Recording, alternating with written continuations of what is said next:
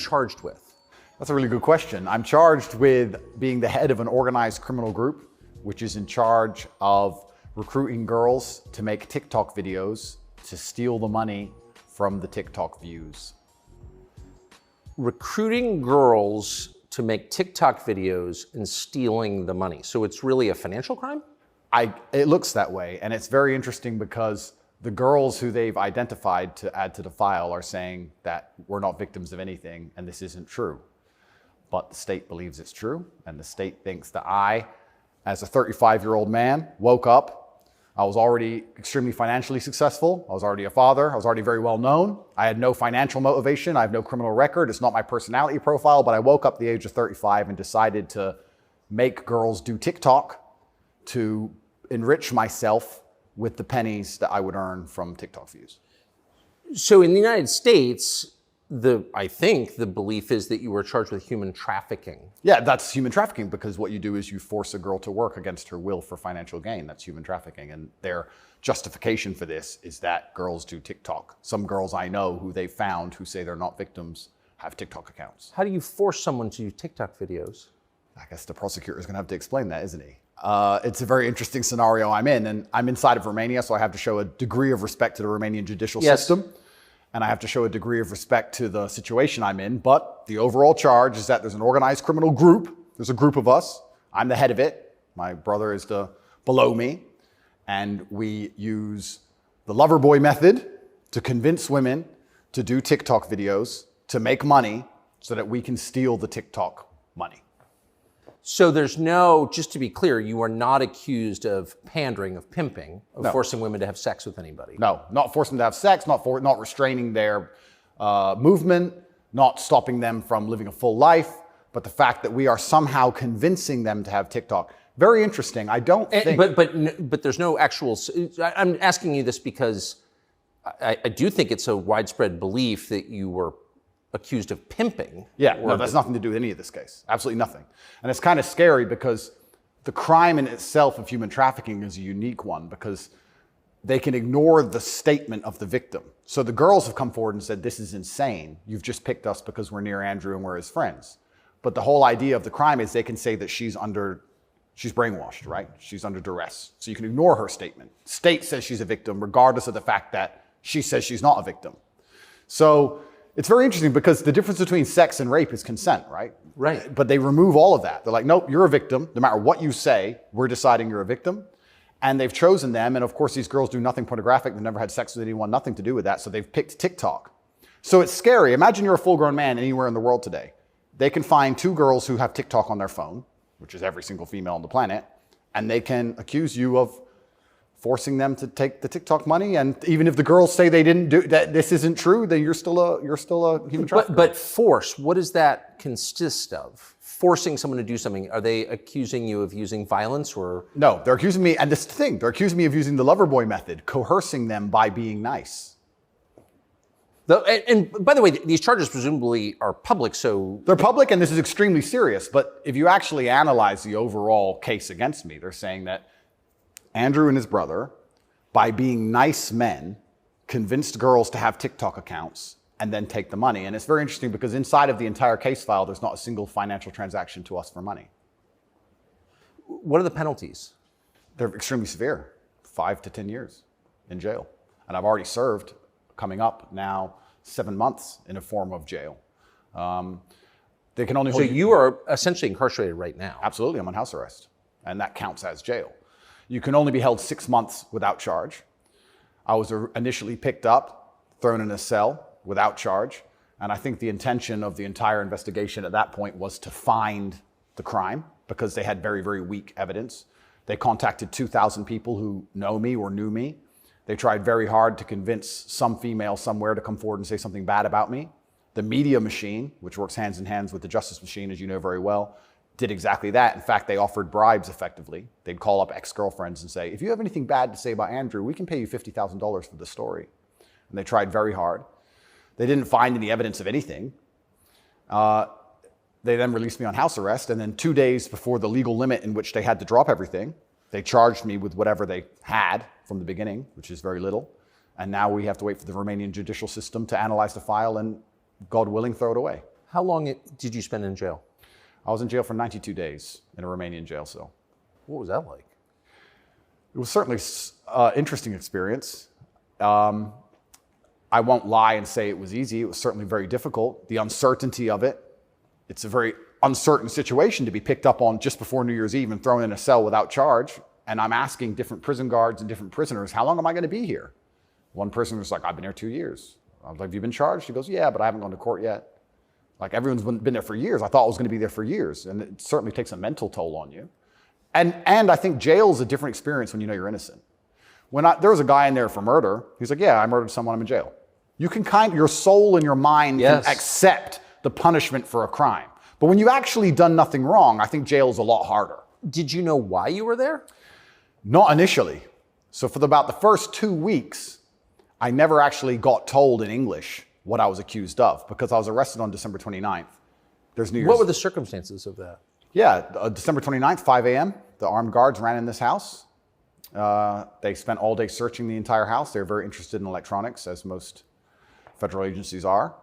And then they took me that evening and said, we're going to go and put you in jail for 24 hours. And after 24 hours, you see a judge, and the judge will decide if you stay in jail. And the judge decided I should stay in jail. What did you do? I mean, who'd you call? I had a lawyer, and my lawyer came and he said, we need to analyze the case file. We need to see what they have against you. You're being accused of human trafficking. I was like, human trafficking? That's insane. Who? When? What? I went to jail, and then I was given all this paper in Romanian. I don't speak Romanian, although I live here. And then I was waiting for the translation. So I think it's about 2 weeks before I finally got the papers in English to understand why I was in a jail cell. And then I really understood how insane the accusations were. What is human trafficking? Yeah, so the overall, my understanding of it, they're saying that human trafficking is when you convince a woman to do something she doesn't want to do for financial gain.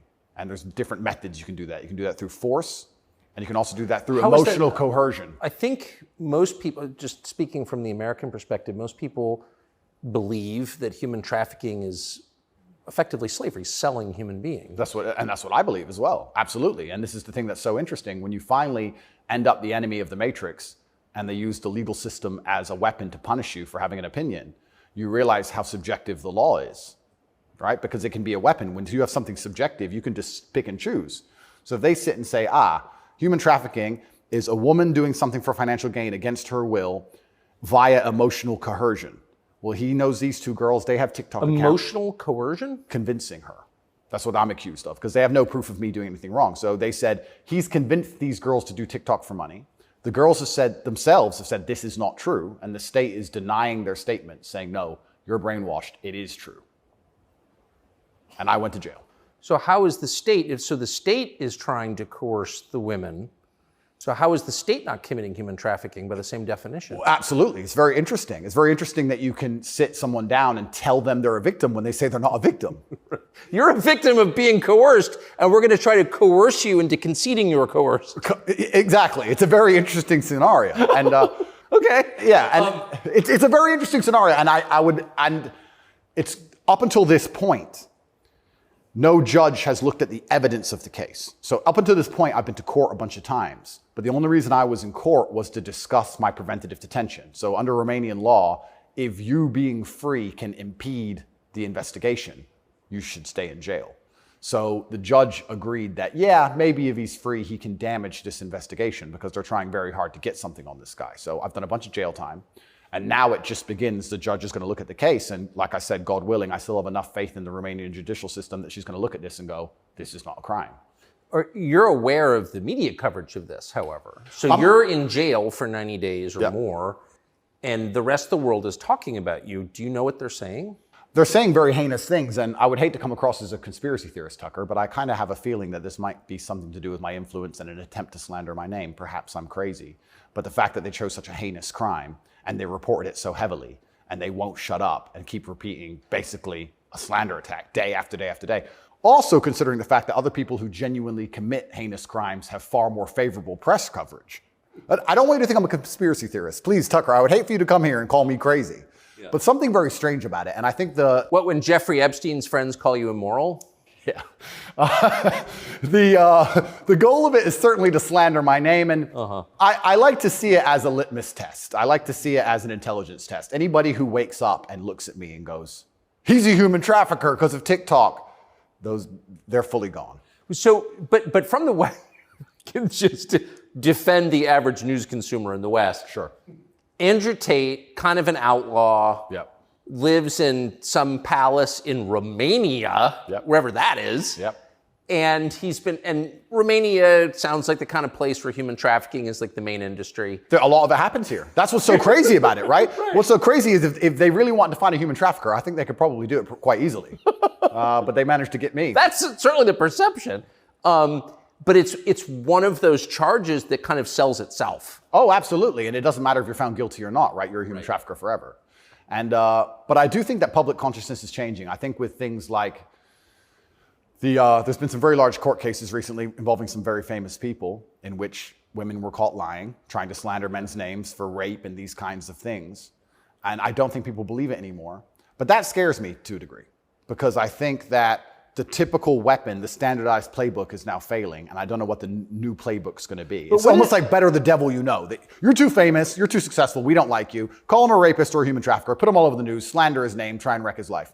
Now that nobody believes it, what's the next move? What are they going to try next?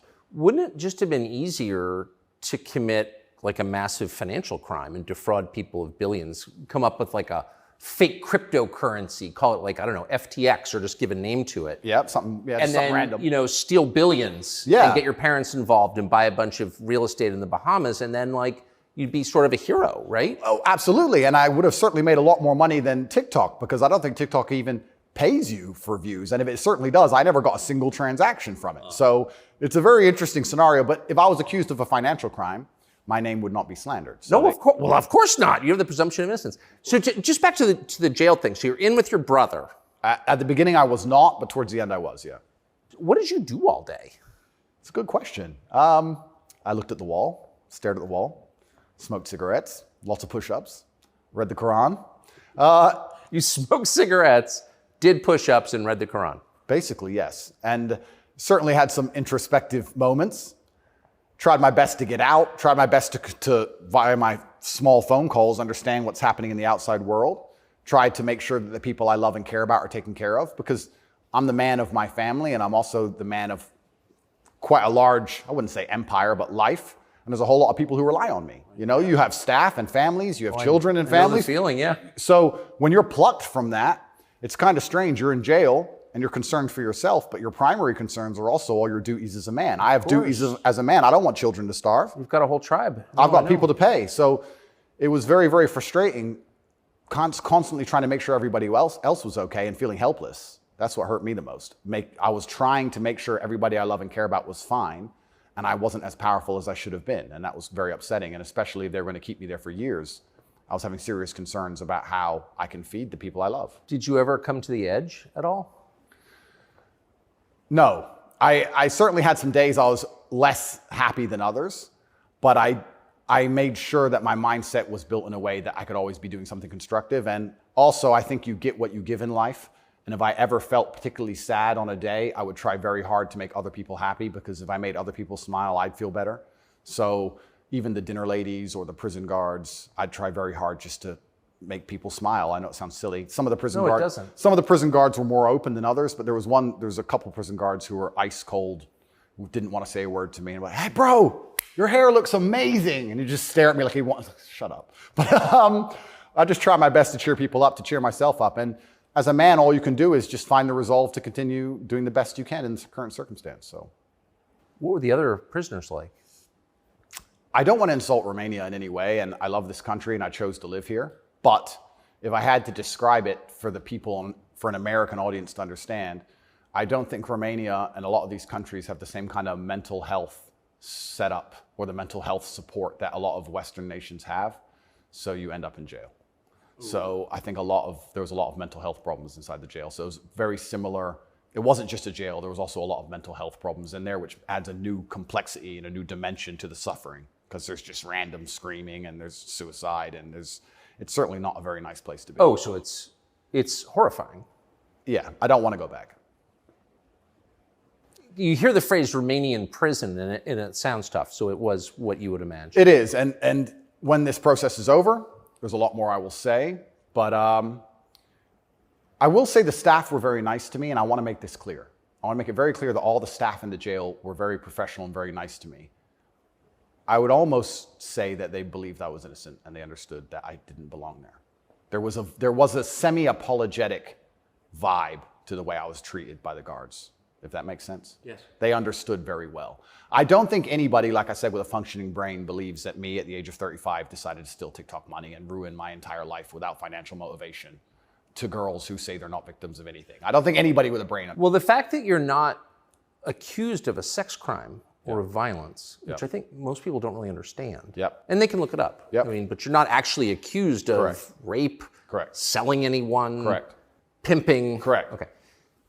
That right there raises a lot of questions. Well, yeah, and this is the thing that's so interesting because I'm accused of using a method of human trafficking called the lover boy method. So how that would traditionally work is a man would meet a girl, become her boyfriend, take her to another country, turn her into a prostitute, say I love you, like pimping. Of course. But they're saying, because all my conversations with these girls are very nice, they're saying that I use the Loverboy method to convince them to do TikTok. And once again, I never made a penny from TikTok, and I have no interest in girls' TikTok's accounts, and I've never made any money from TikTok in my life.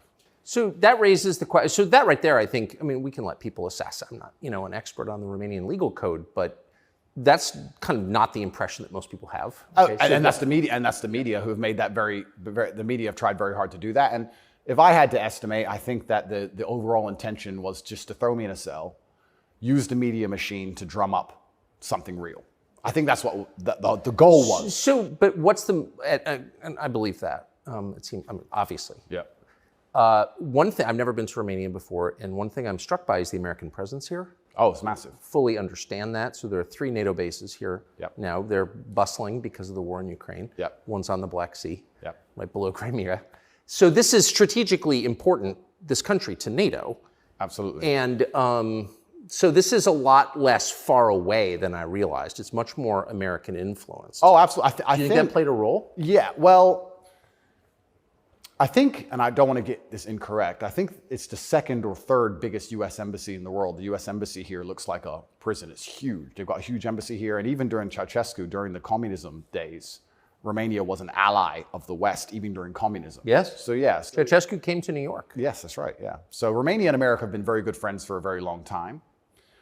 I have to be careful what I say, but it's certainly very interesting what's happened to me. The American embassy were not particularly helpful, let's put it that way. They weren't very interested in me being locked up without charge. They didn't seem very interested in getting me out. But you're an American citizen. Absolutely. And so you're an American passport holder. correct. So I think the average American believes, perhaps falsely, that if you're accused of a crime in a foreign country, particularly a less developed country like Romania, you go to the U.S. Embassy and someone takes an interest in your case just to make sure that your treatment falls within, accepted standards of justice. Yeah, they came to see me, but when I was asking them what they can actually do about all of this, they weren't particularly helpful. I don't want to peddle conspiracy theories, and I've heard a lot of information, etc. But I wouldn't say they sanctioned it. I don't know if they had to sanction it, but they weren't particularly interested in getting me out. But at least they came to see me more than once. I mean, they kind of pretended to care. The UK embassy didn't even pretend to care.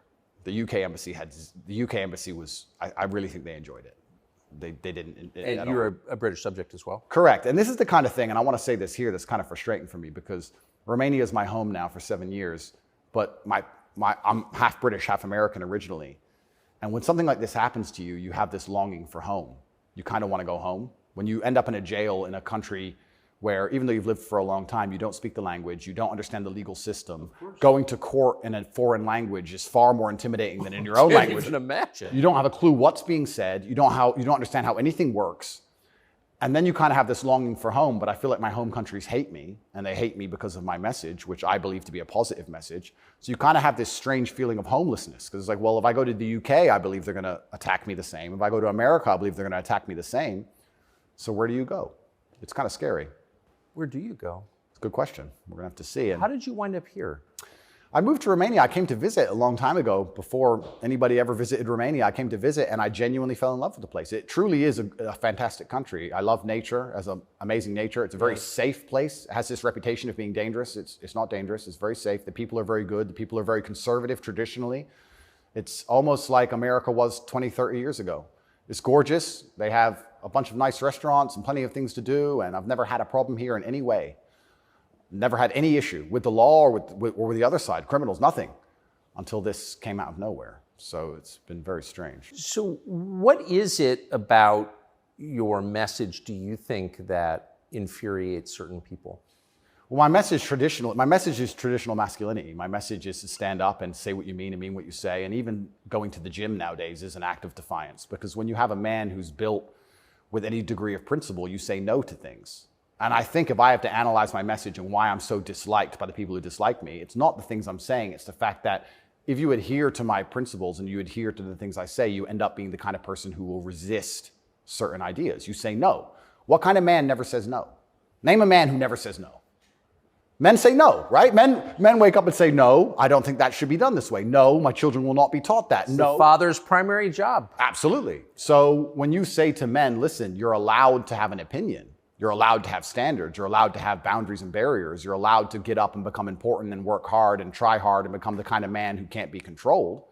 Then you're seen as an enemy. And I, especially with the massive influence I've gained, I think they look at me and go, he's helping men resist the slave programming. We don't need him around. We need to empty their brains so we can inject the slave programming and convince men to be eunuchs. Because once you're eunuched, then you're not a threat. I think I buy that. Because your message, I'm not the world's expert on your message, but I've seen a lot of it, and it's not explicitly political, actually. No, it's not political at all.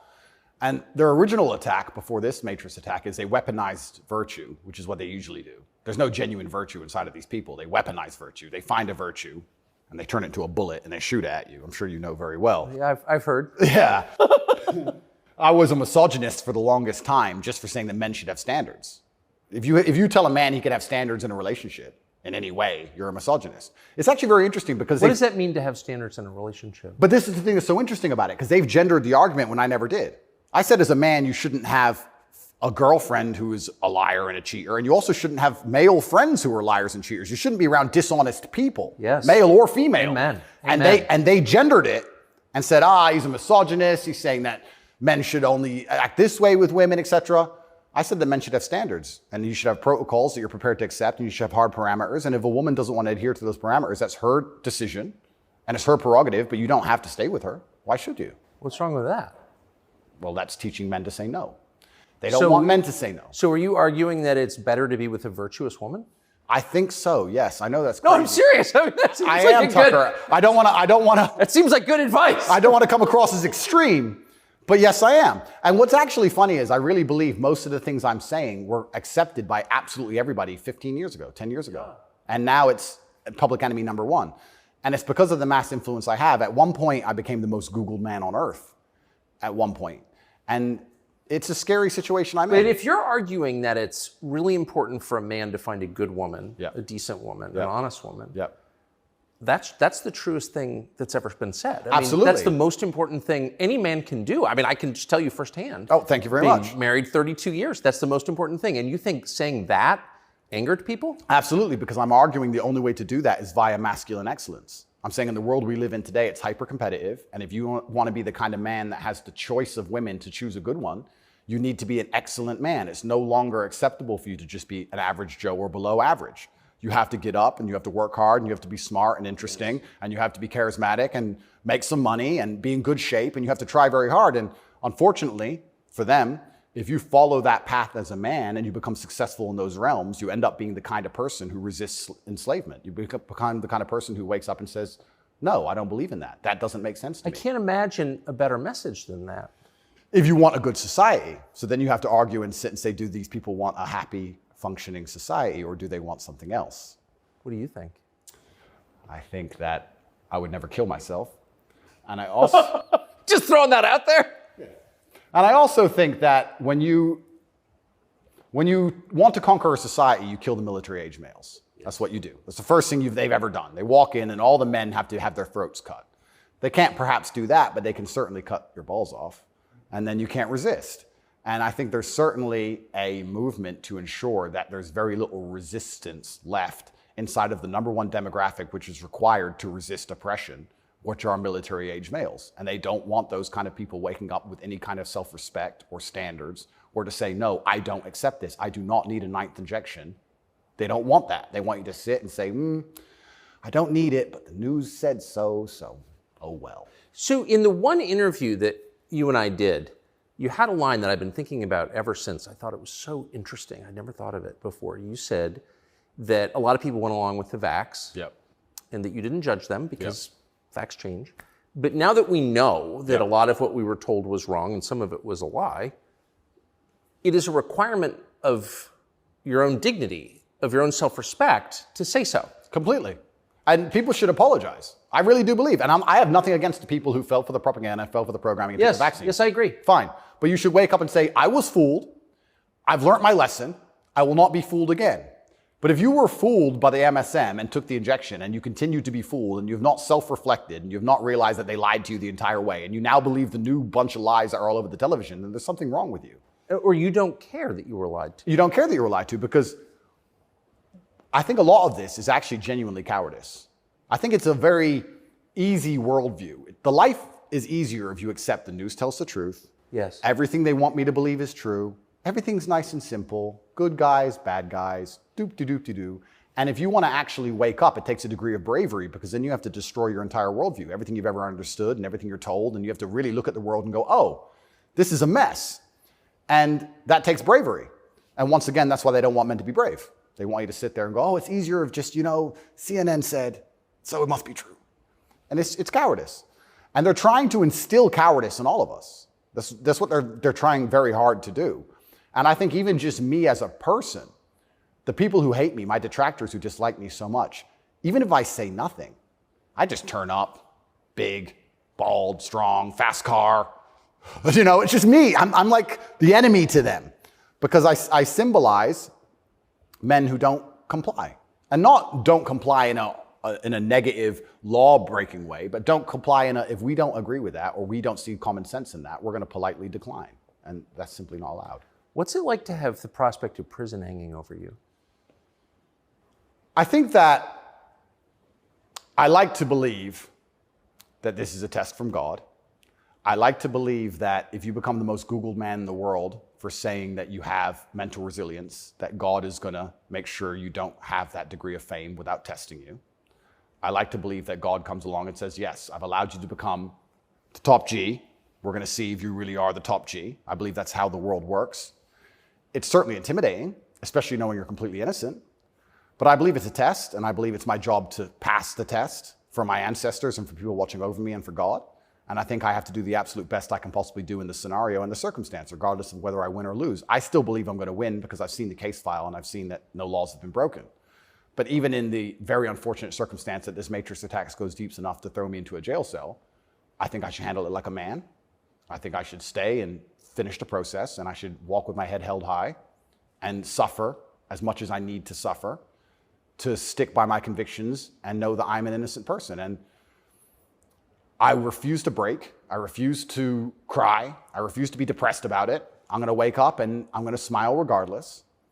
And regardless of what happens to me, I want everyone to know that, one, I would never kill myself. And two, I think that as a man, there's always going to be a degree of pain and suffering in your journey. I don't think you're ever going to become a successful man or be good at being a man without pain and suffering. And there's many times in my life where something terrible happened to me, and at the time, if I could change it, I would have. But retrospectively, you kind of look back and go, you know what, that was formulative for me. That's right. That is what God decided I needed to become who I became. So all of the pain and all the suffering I've ever gone through in my life ended up, in the end, building me into the person I am, and I'm proud of who I am. So if God decides I need to go back to a Romanian dungeon for however many days, then all I can do is accept it and accept his plan and accept that it's going to make me a better person and so deal with it. You see the hand of God in your life? Absolutely. I think that he is the best of planners. And like I said, if you retrospectively analyze all the times in life you wish you could have changed things, yes, he knew better. And I'm going to have to accept that. When did you conclude that? I guess I always kind of knew. I was atheistic for a while when I was younger. But as you get older, you start to look at the world and understand that the thing for me was actually, I guess, a scientific principle. It was Newton's law of equal and opposite force. If there is evil in the world, and I'd like to think we both agree there certainly is, yes, there has to be an equal and opposite force, which is good. And I would like to think that that is God. Even the idea of God as a notion, even just as a concept, if that idea of God resists evil, then God is real. If you have two islands, you have two people, let's say a ship crashes, and you have two people who swim to two different islands, and one island they're atheists, savages, and they rip you apart. And the other island, you get there and they believe in God and they believe they're not allowed to kill you. Even just their idea of God, God saved your life. So I think even just the concept of God in and of itself, if enough people believe and it makes them do good, then God must be true. And that's the equal and opposite force to the evil of the world. And this is how I view it. So I don't see how anybody with a conscience cannot believe in God anymore. That's such a profoundly different worldview from the one that we're presented with, I think. Yeah. That, do you think that's maybe the division in the West between people who see those forces at work and those who don't? I think the West is actually split between people who think and people who don't think at all. I think the people, there's no such thing as these two opposing worldviews. I think people believe there's worldview A and worldview B. I disagree with that. I think there's worldview A, the good guys, which are primarily people who do believe in God, do have parameters, do believe in standards, do believe in self-respect, do know how to say no. And there's worldview B, which changes day by day, based on what they're told, which means they have no real worldview at all. They just repeat. And they have no standards and they have no parameters. There's nothing you can tell them that will make them wake up and go, that's wrong, because they have no inherent morality. So you can say bestiality is accepted and encouraged now. It's good for you for climate change. And they'll sit there and go, oh, for climate change? Oh, well, off we go. And they'll just do it. So I think you have a camp of people who think, and you have a camp of people who repeat. And I don't think there's actually the opposing side to the good, I don't think function as a thinking populace at all. I think they simply repeat. It feels like the conflict between those two groups is getting more intense. It's certainly getting more intense. And it was interesting for me because, and I want to be an optimist, but I lost so much faith in humanity during COVID. If you would have told me how COVID would have gone down before COVID, I'd say no way. We're not that bad. I thought the people aren't that dumb.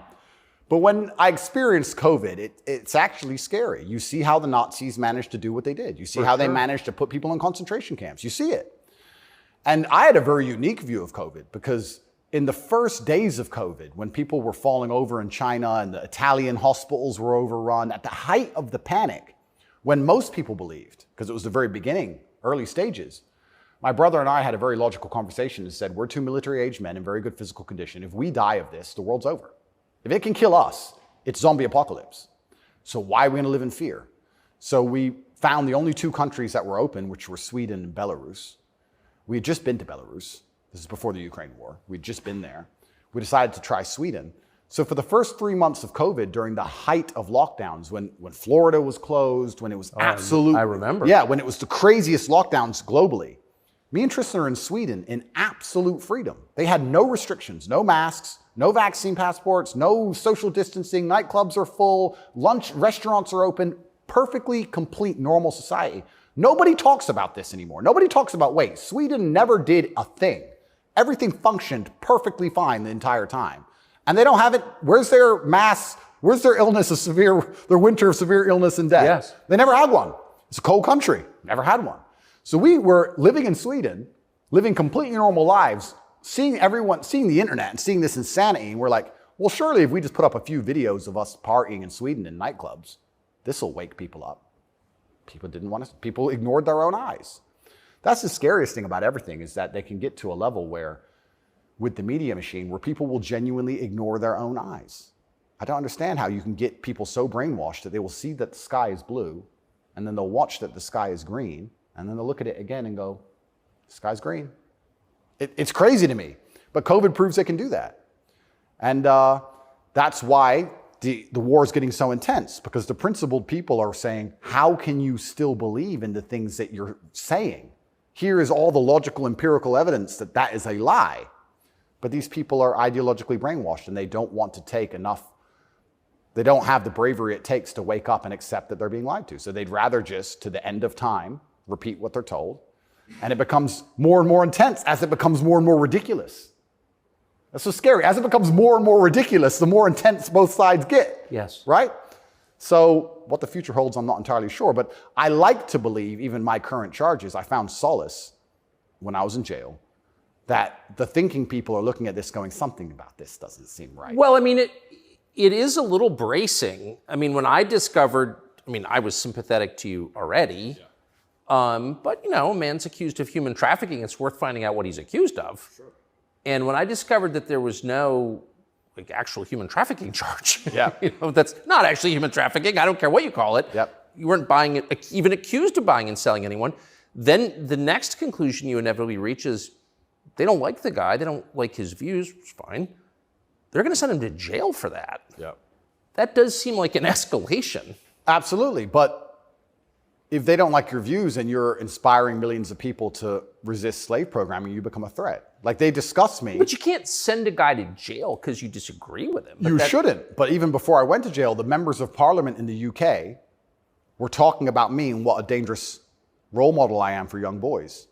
So they launched this initiative inside of British schools to ban me. My name can't be said inside of any British school. And members of parliament were standing up in parliament saying, Andrew Tate is dangerous. He's encouraging young boys to have misogynistic views, because I'm literally telling young men to go to the gym and to stand up for themselves and believe in themselves and believe in something. And by extension, you look at some of the sexual education books these children are being given, which I believe at age 9, I don't think a child needs to learn about anal sex or any of these things. Probably not. Yeah, probably not. So they're pushing that to the children, but I'm banned. Well, they're also pushing weed and video games on boys. Oh, completely. And you can listen to rap music about killing people all day long. And there's a whole, and Lil Nas, he can have sex with the devil in his music videos. That's fine. But I'm dangerous for saying go to the gym. And once I realized what was scary to me is, I said this to my brother. I said, once the parliament's discussing you, you're basically considered a national security threat at this point. You're a threat to national security at that level. And then all bets are off. Right? What about the UK? So the UK has become more authoritarian than anywhere in the Persian Gulf. Correct. How did that happen? Yeah, and it's, like I said, it's very interesting because people still, the people on Camp B who don't think, a lot of them believe that the law is fair. I've had people say to me, oh yeah, what they're doing to you is garbage. Well, you need a lawyer. So yeah, I do need a lawyer, and I do have a lawyer. Thank you. But it's not that simple. Unfortunately, the law is very subjective, and if they want to attack you with it, they're going to do a very good job of attacking you with it, and that's what the UK does. The UK have these laws which are extremely subjective, and they can use it as a weapon to basically silence anyone they decide. But or why? hurt anyone they decide.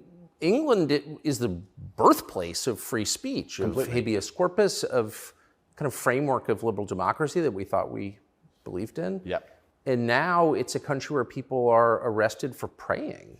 Well, what happened? Good question. And there's a saying that I heard, and I don't know who said it, but he said that a sick country adopts laws like a dying man will try medicine. And I think that the UK is failing in real time. If you look at it in any metric, whether it's living standards, whether it's crime rate, any metric you can measure the success of a country by, it's fallen off the cliff. It's becoming more and more expensive to live there. The education system's gone down the pan. London is the stabbing capital of the world. You're not safe to leave your house. So their answer to this is just more and more and more laws. And unfortunately, as they do that, they're not even intelligent enough to actually attack the people who are doing genuinely bad to the world. They just make more and more authoritarian laws, and they end up using them to attack the people that the government doesn't like. And I ended up being one of them. And I think Europe in general has problems. If you look at France as we speak, I think it's on fire, isn't it? Most of it? It is. Yeah. So they have issues, and their answer, what's a government's solution to anything? Law. What can a government do? No matter what. But they're not laws that are aimed at fixing the problem that's right in front of them. No, they're laws aimed at fixing the person who's talking about the problems. So why don't you get rid of the guy who tells everybody? Isn't that easier, Tucker? Why fix any of this? If we just shut him up, They won't know. No, but that's like responding to a heat wave by breaking your thermometer. Completely right. That's the plan. It's insane. Plan one is to break the thermometer. We might deal with the heat wave a bit later. But get air conditioning. No, let's break the thermometer. For now, there's too many people talking about the heat wave. So let's just break that. And then later on, maybe when we have time, we'll do something about the actual issue. It does seem like a lot of this is an effort not to talk about the real thing in Europe anyway, which is migration. Yep. And the UK, formerly known as England, and France have both been completely changed by people from other countries. Yep. And I'm sure have added good things too. I mean, I'm not, but they've changed them, and in general, they're not better countries. And like, why can't anyone admit that? But this is what's really interesting to me about what's happening, because we're talking about masculinity and men who say no and men who stand up. But there has to be balance, right? Yeah. Everywhere in the world, there has to be power balances. If there's not a balance in power, there's going to be a vacuum, and that's going to be filled.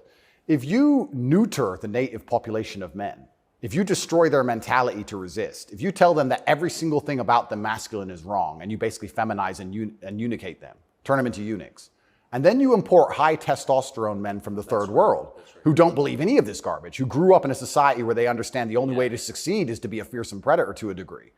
What do you think is going to happen?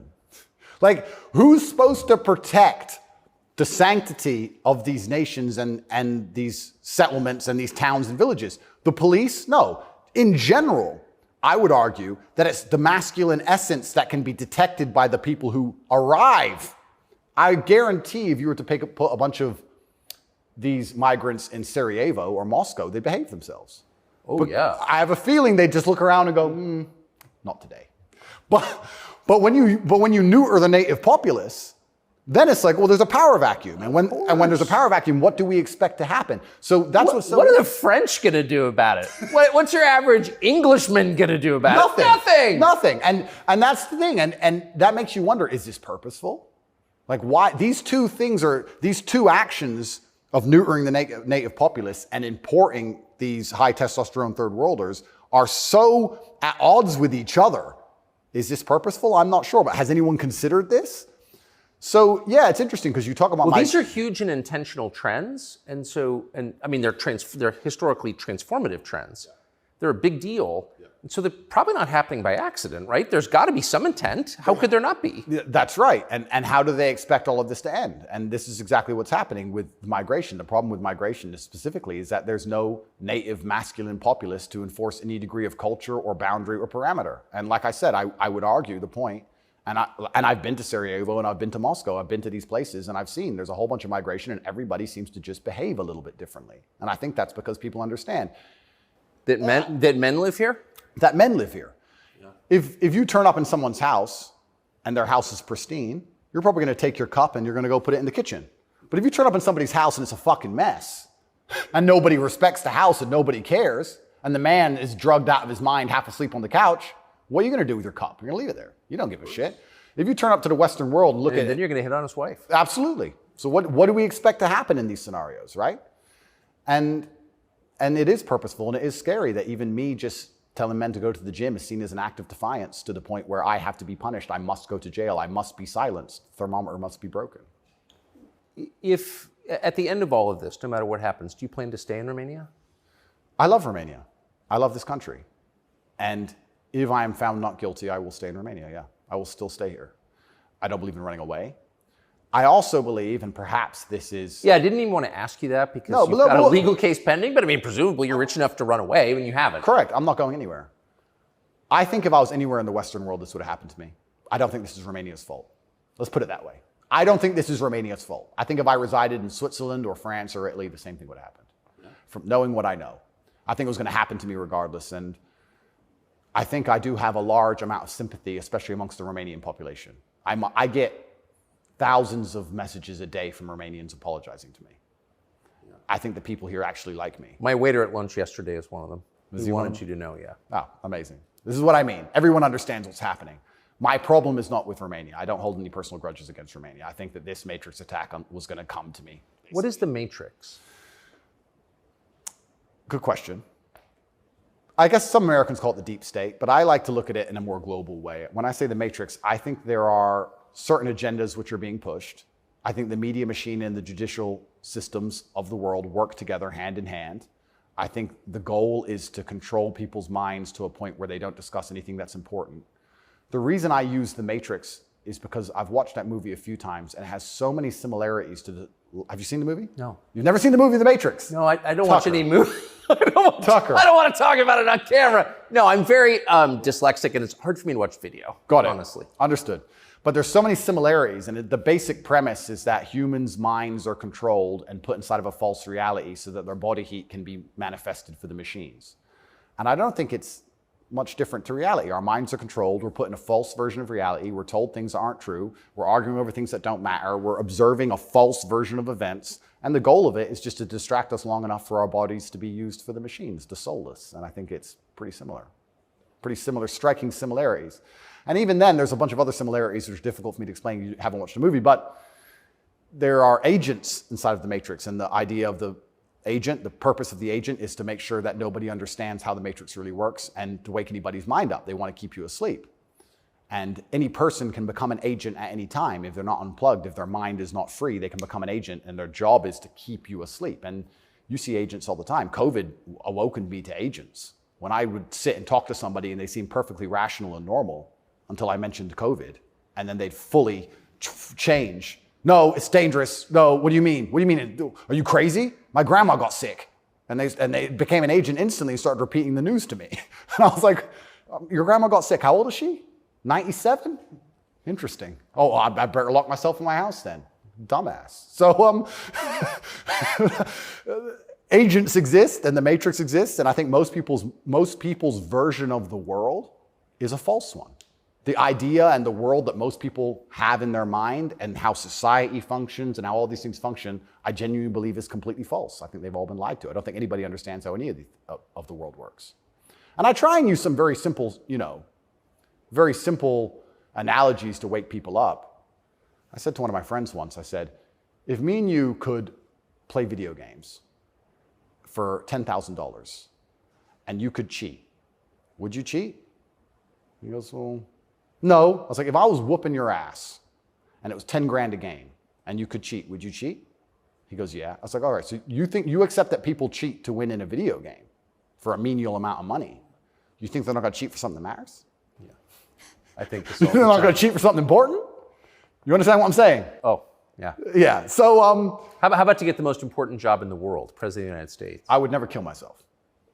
I mean, people kill each other over insurance fraud. You don't think, right? Yeah. Yeah. So when you actually understand how the world really works, you know what was really interesting? I remember there was this big military coup in, was it Myanmar or Burma? One of these, there was a big military coup like a year ago or something. And nobody really cared. They mentioned it on the news a little bit. And I looked at it and I looked into it. And they were talking about how the two political parties were almost 50-50, and then in the 90s, something changed, and now one political party just smokes the other one, and the military took over to restore democracy and all this stuff. It was very interesting, the voting machines they used. Really interesting, something to look into. A lot of countries like that. Philippines, also true. Why do you think support for the war in Ukraine, support for Ukraine's side in the war against Russia, support for a war against Russia in the West, is kind of the bottom line issue for the people who run the US government and for the American media? Why? I mean, I guess you could argue about it, but there isn't an argument about it in the United States. There's a position, and anyone who doesn't hold it is attacked and punished. Why? Why is that so important? Well, the first thing I think we should all do is I think we should all give Putin credit for curing COVID, right? Because when his invasion happened, COVID went away. So I thought about that. Think about it. It's almost to the day. So we have to give him some credit at least for doing that. He may be the bad guy of the world, but at least he cured COVID for everybody, nearly instantly. Fair. Thank you, President Putin. Yeah, I, up until this point, never really commented too heavily on politics. Yes.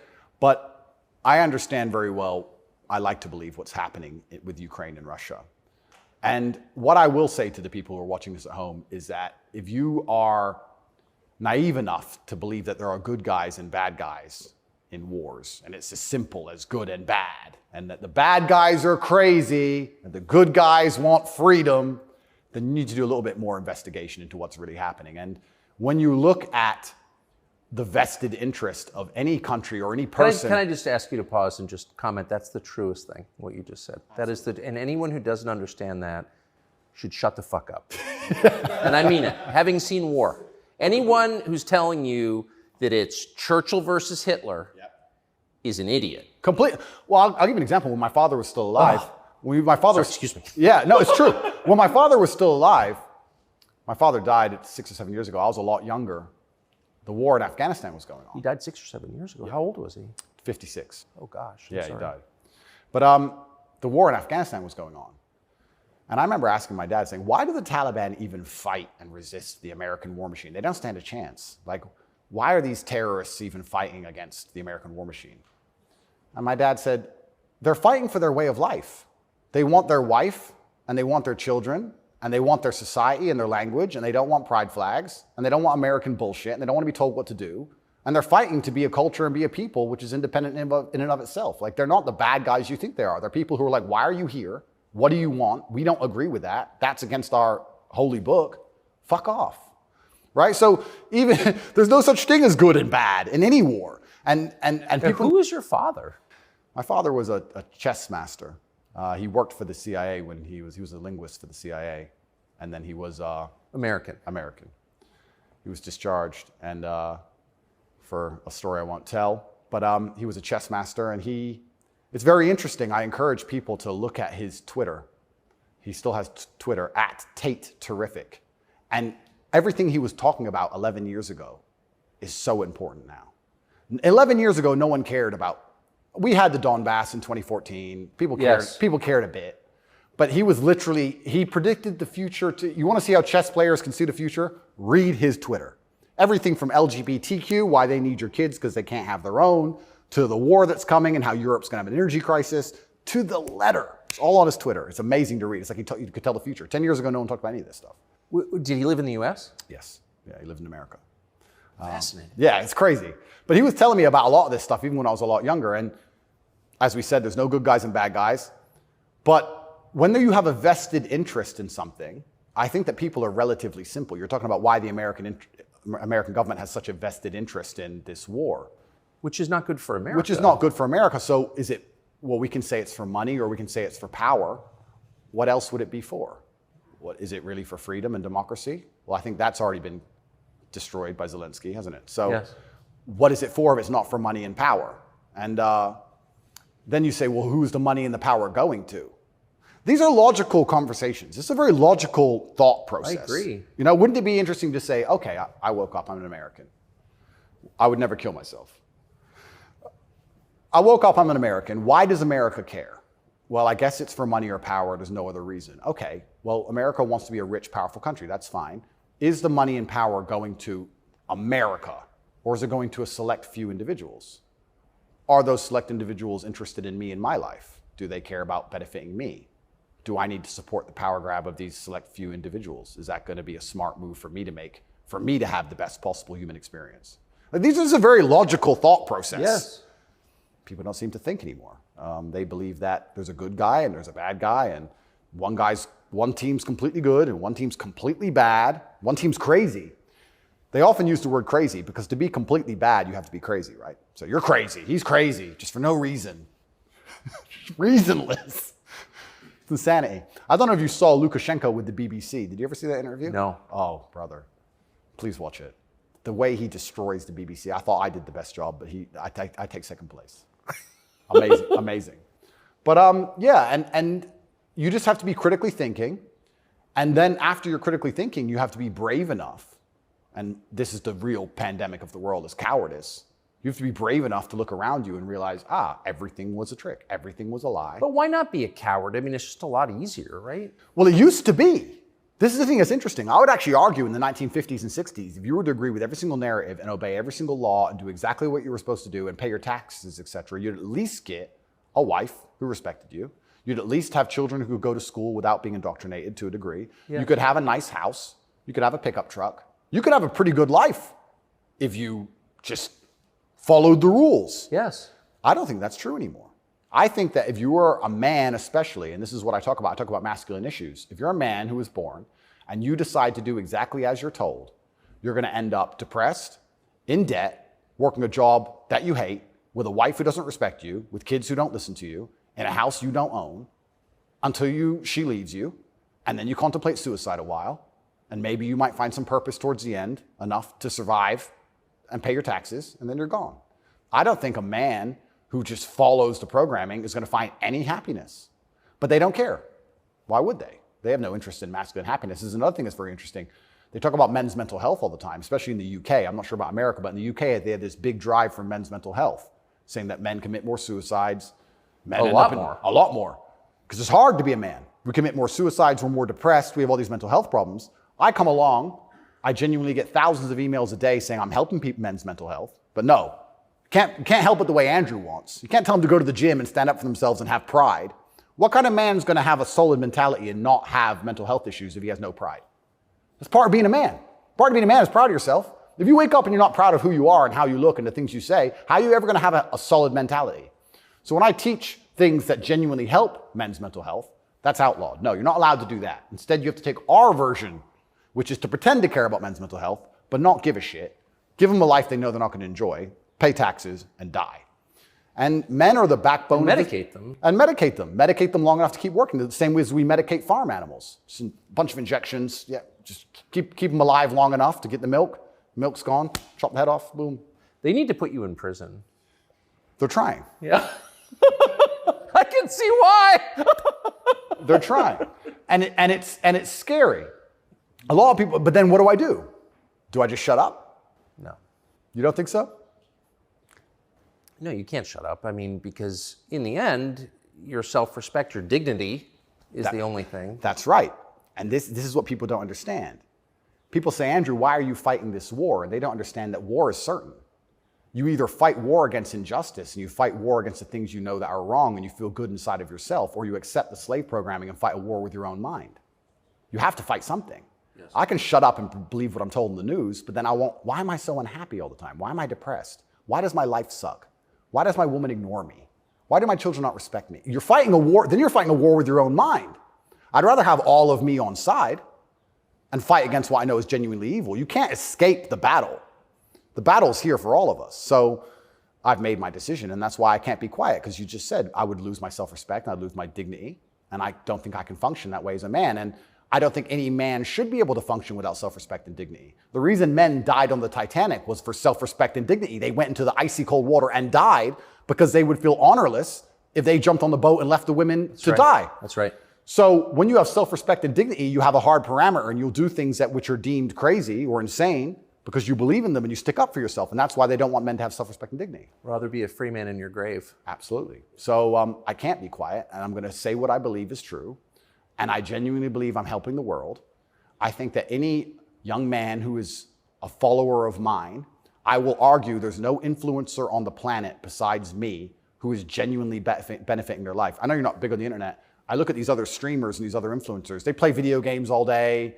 They smoke weed on stream. They talk garbage. It's a bunch of drama back and forth like girls. I'm the only influencer or streamer who's genuinely talking about making money, because you need to have money to escape the matrix. It's very hard to resist enslavement when you have to pay the bills. Getting physically strong, because a strong body is a strong mind. Standing up for yourself. Self-motivation. All these things. I'm talking about genuinely positive things. Very few people are.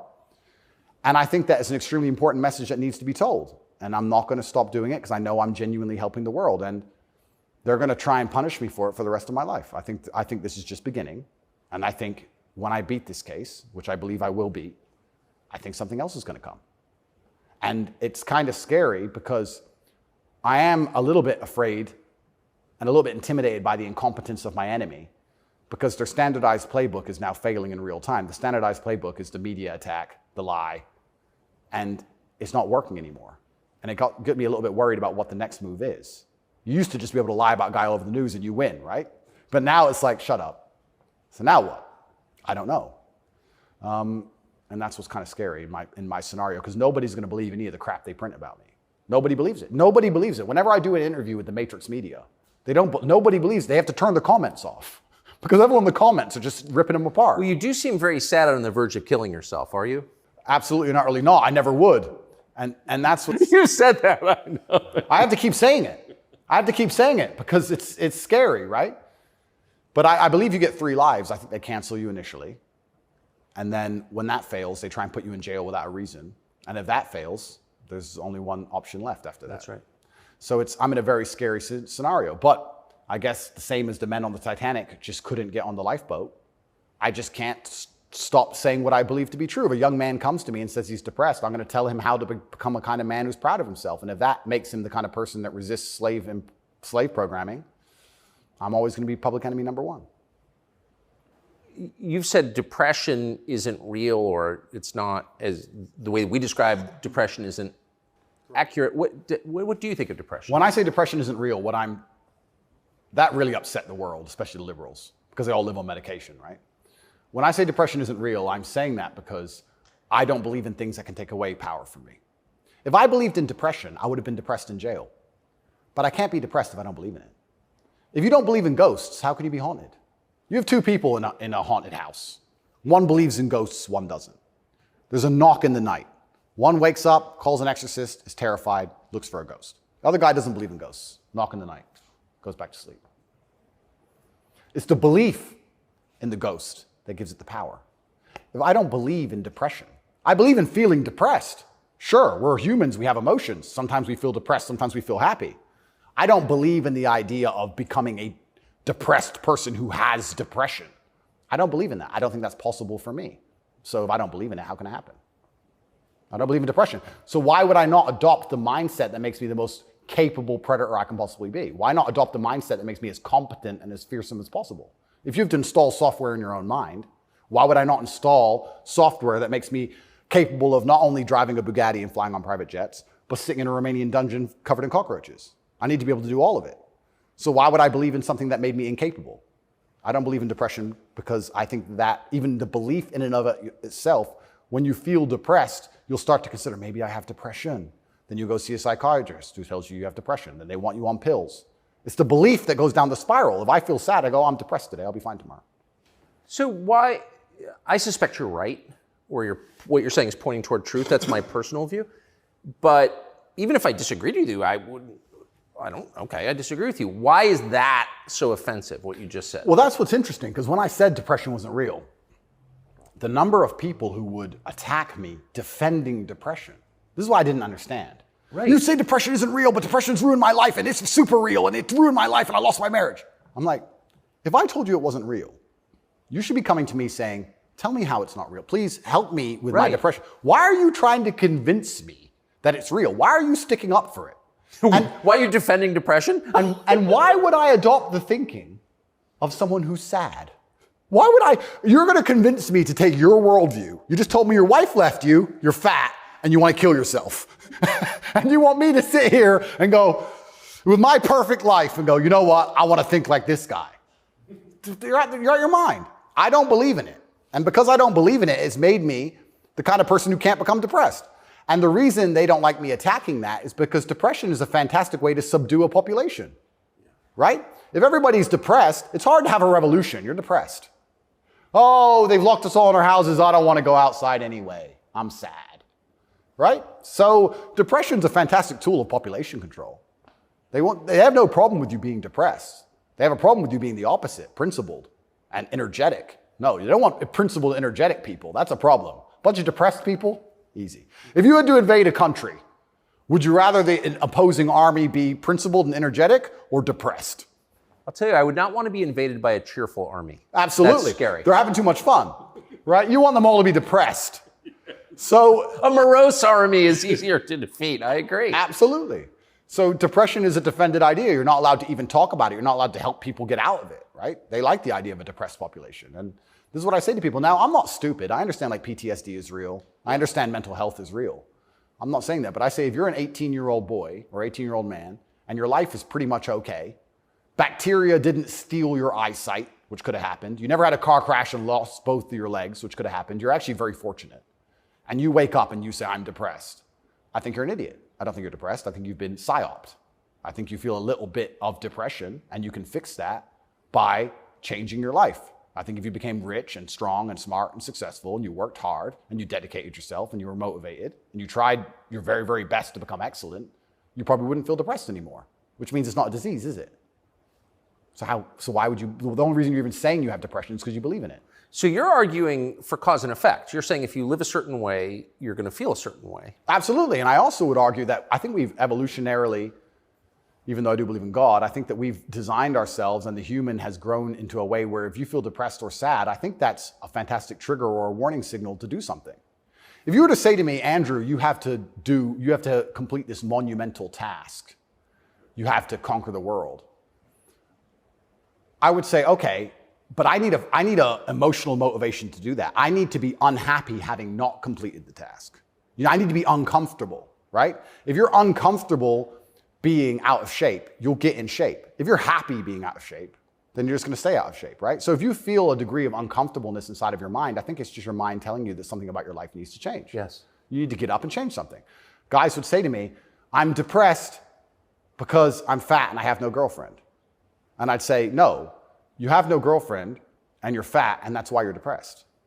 If you go change those two things, you'd probably be surprised that your disease goes away. I had another guy say he was going to kill himself. I said, listen, it's back when I used to reply to my emails when I was smaller. I said, make me a promise, get a six-pack first. Of beer? I said, get a six-pack first, get in fantastic shape, and then do whatever you want.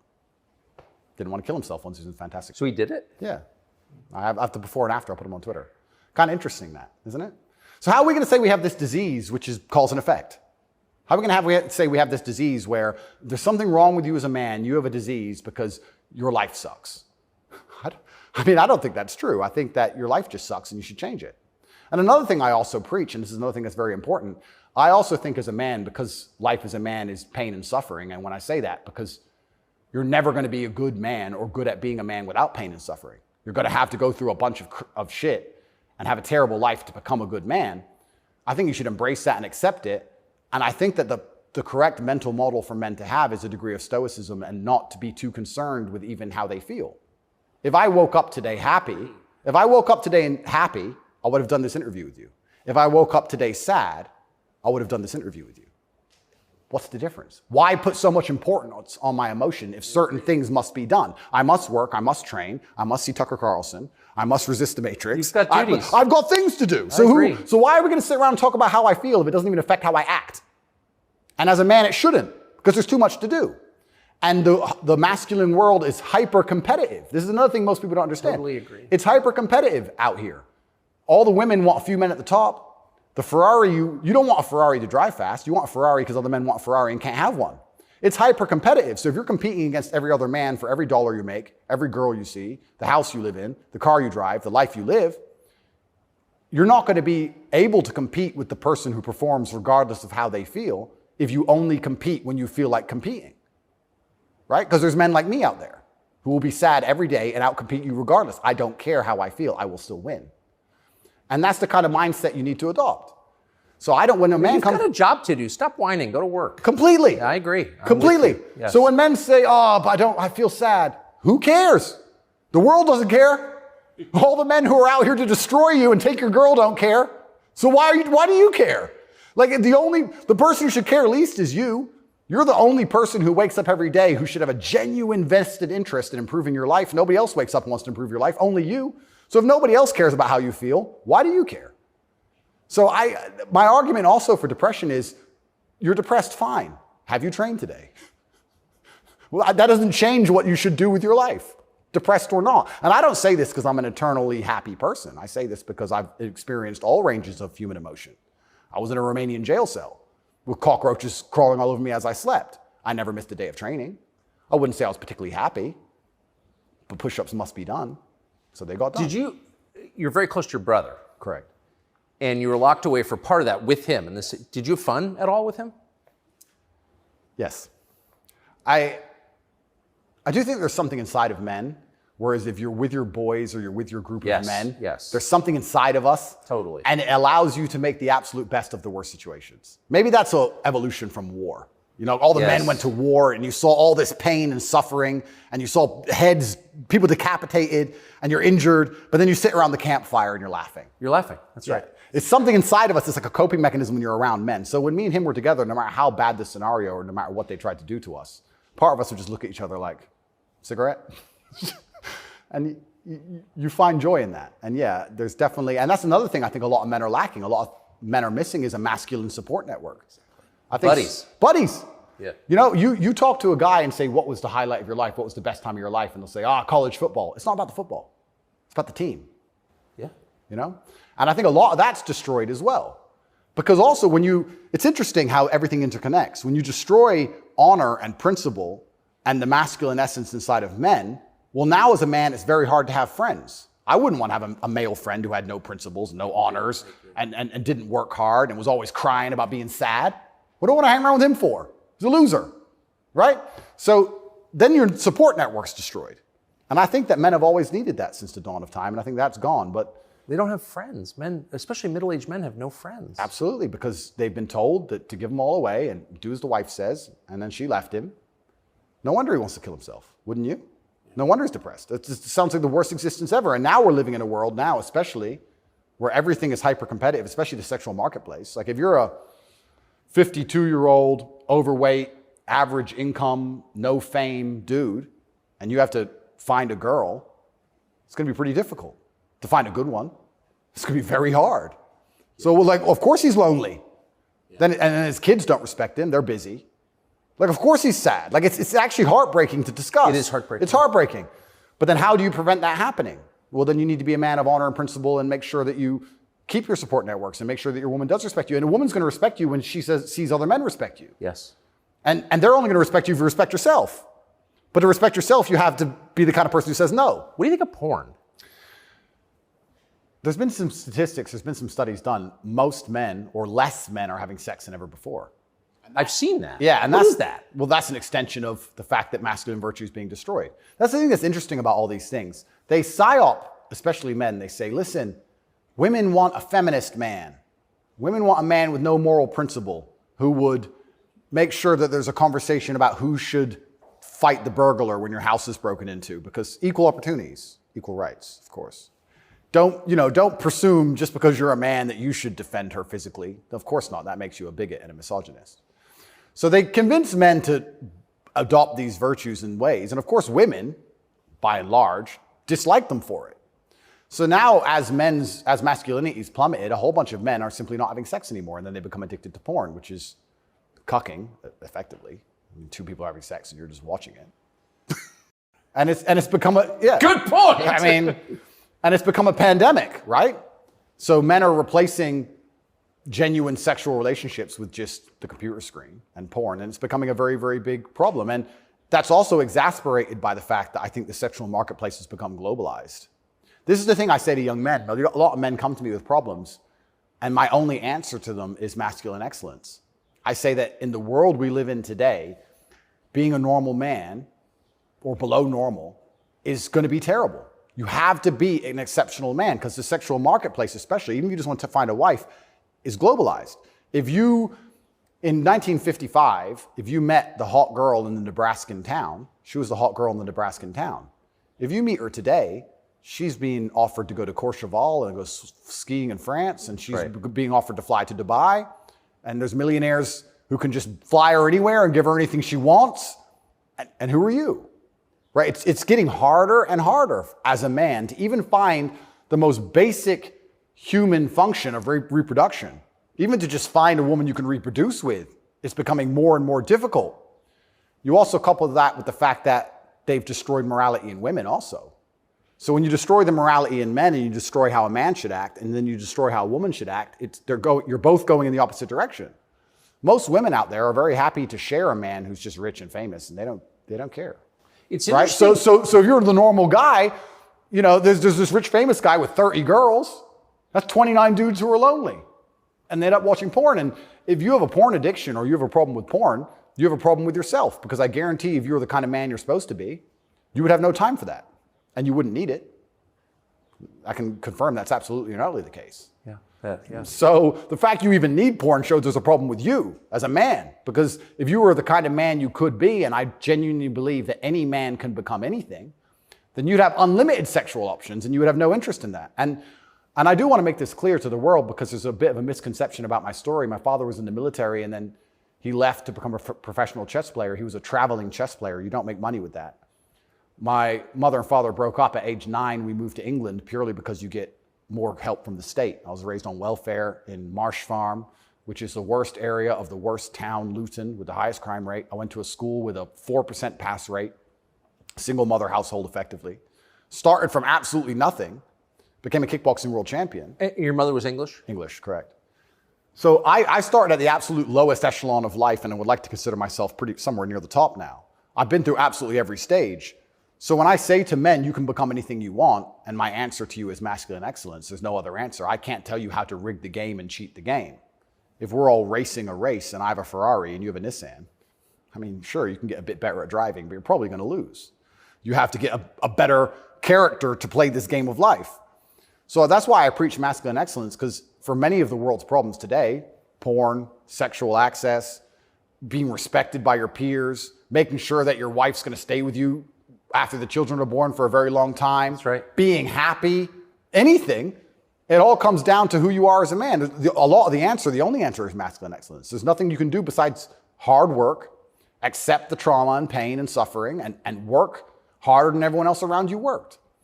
And that's why porn's a problem. So I will genuinely say to any man out there who finds himself loading up that website, go take a look in the mirror and realize why no one wants to fuck you. Fair. And I said this to guys before, if you were a girl with all the choices she has, would you choose you? Think about it. And if you're honest with yourself, a lot of these guys, if they look in the mirror and go, you know what? No, I wouldn't choose me. Work out why and do something about it. Absolute and utter self-accountability. This is something that's also missing. I take accountability for everything in my life. Even going to jail, although it was unfair, although it's a matrix attack, although it's garbage, it was my fault.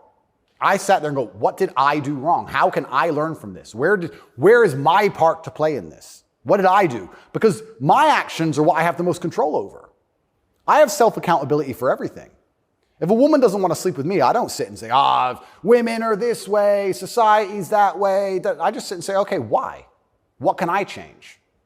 So any man who's loading up porn needs to go have a long conversation in the mirror and realize that he's not desirable or as desirable as he should be or could be. I come from absolutely nothing. I'm mixed race. My father was black and my mother's white. So statistically, mixed race, single mother household, bad area. I ticked every box to end up in jail. I ended up in jail for the wrong reasons. I guess you fulfilled your destiny. Can't escape statistics. I ticked every box to be a delinquent, and I refused to be one. I absolutely not refused to be a delinquent. I said, no, that's not who I want to be. I want to be a superhero.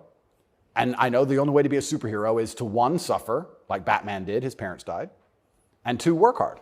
What does your mother think? My mother's exceptionally proud of me. She still worries because mothers worry.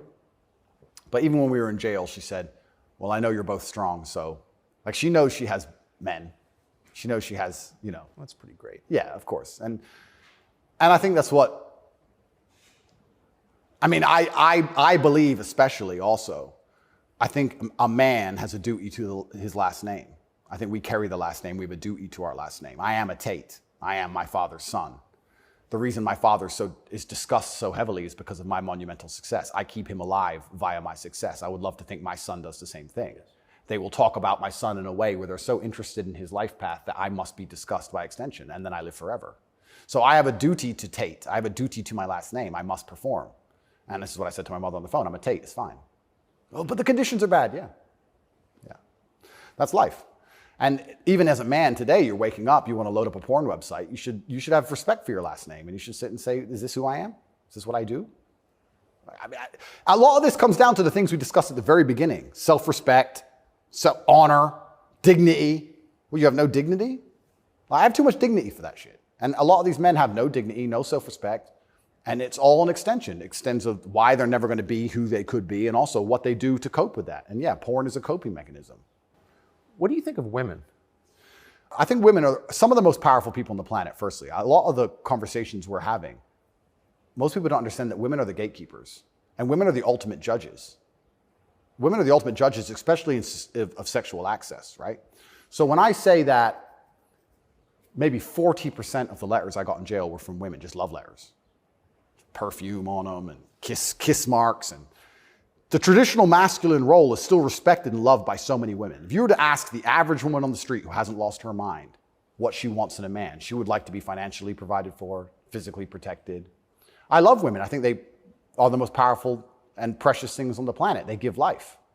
But I believe that when you love a woman, you should want to protect her and provide for her and take care of her. I don't believe you love a woman by wanting to do everything she says and cucking to her. I don't believe that because I love women, I should have no standards on what I expect in a woman. I don't think loving women is sitting there going, a woman can do whatever she wants to me and I put up with it.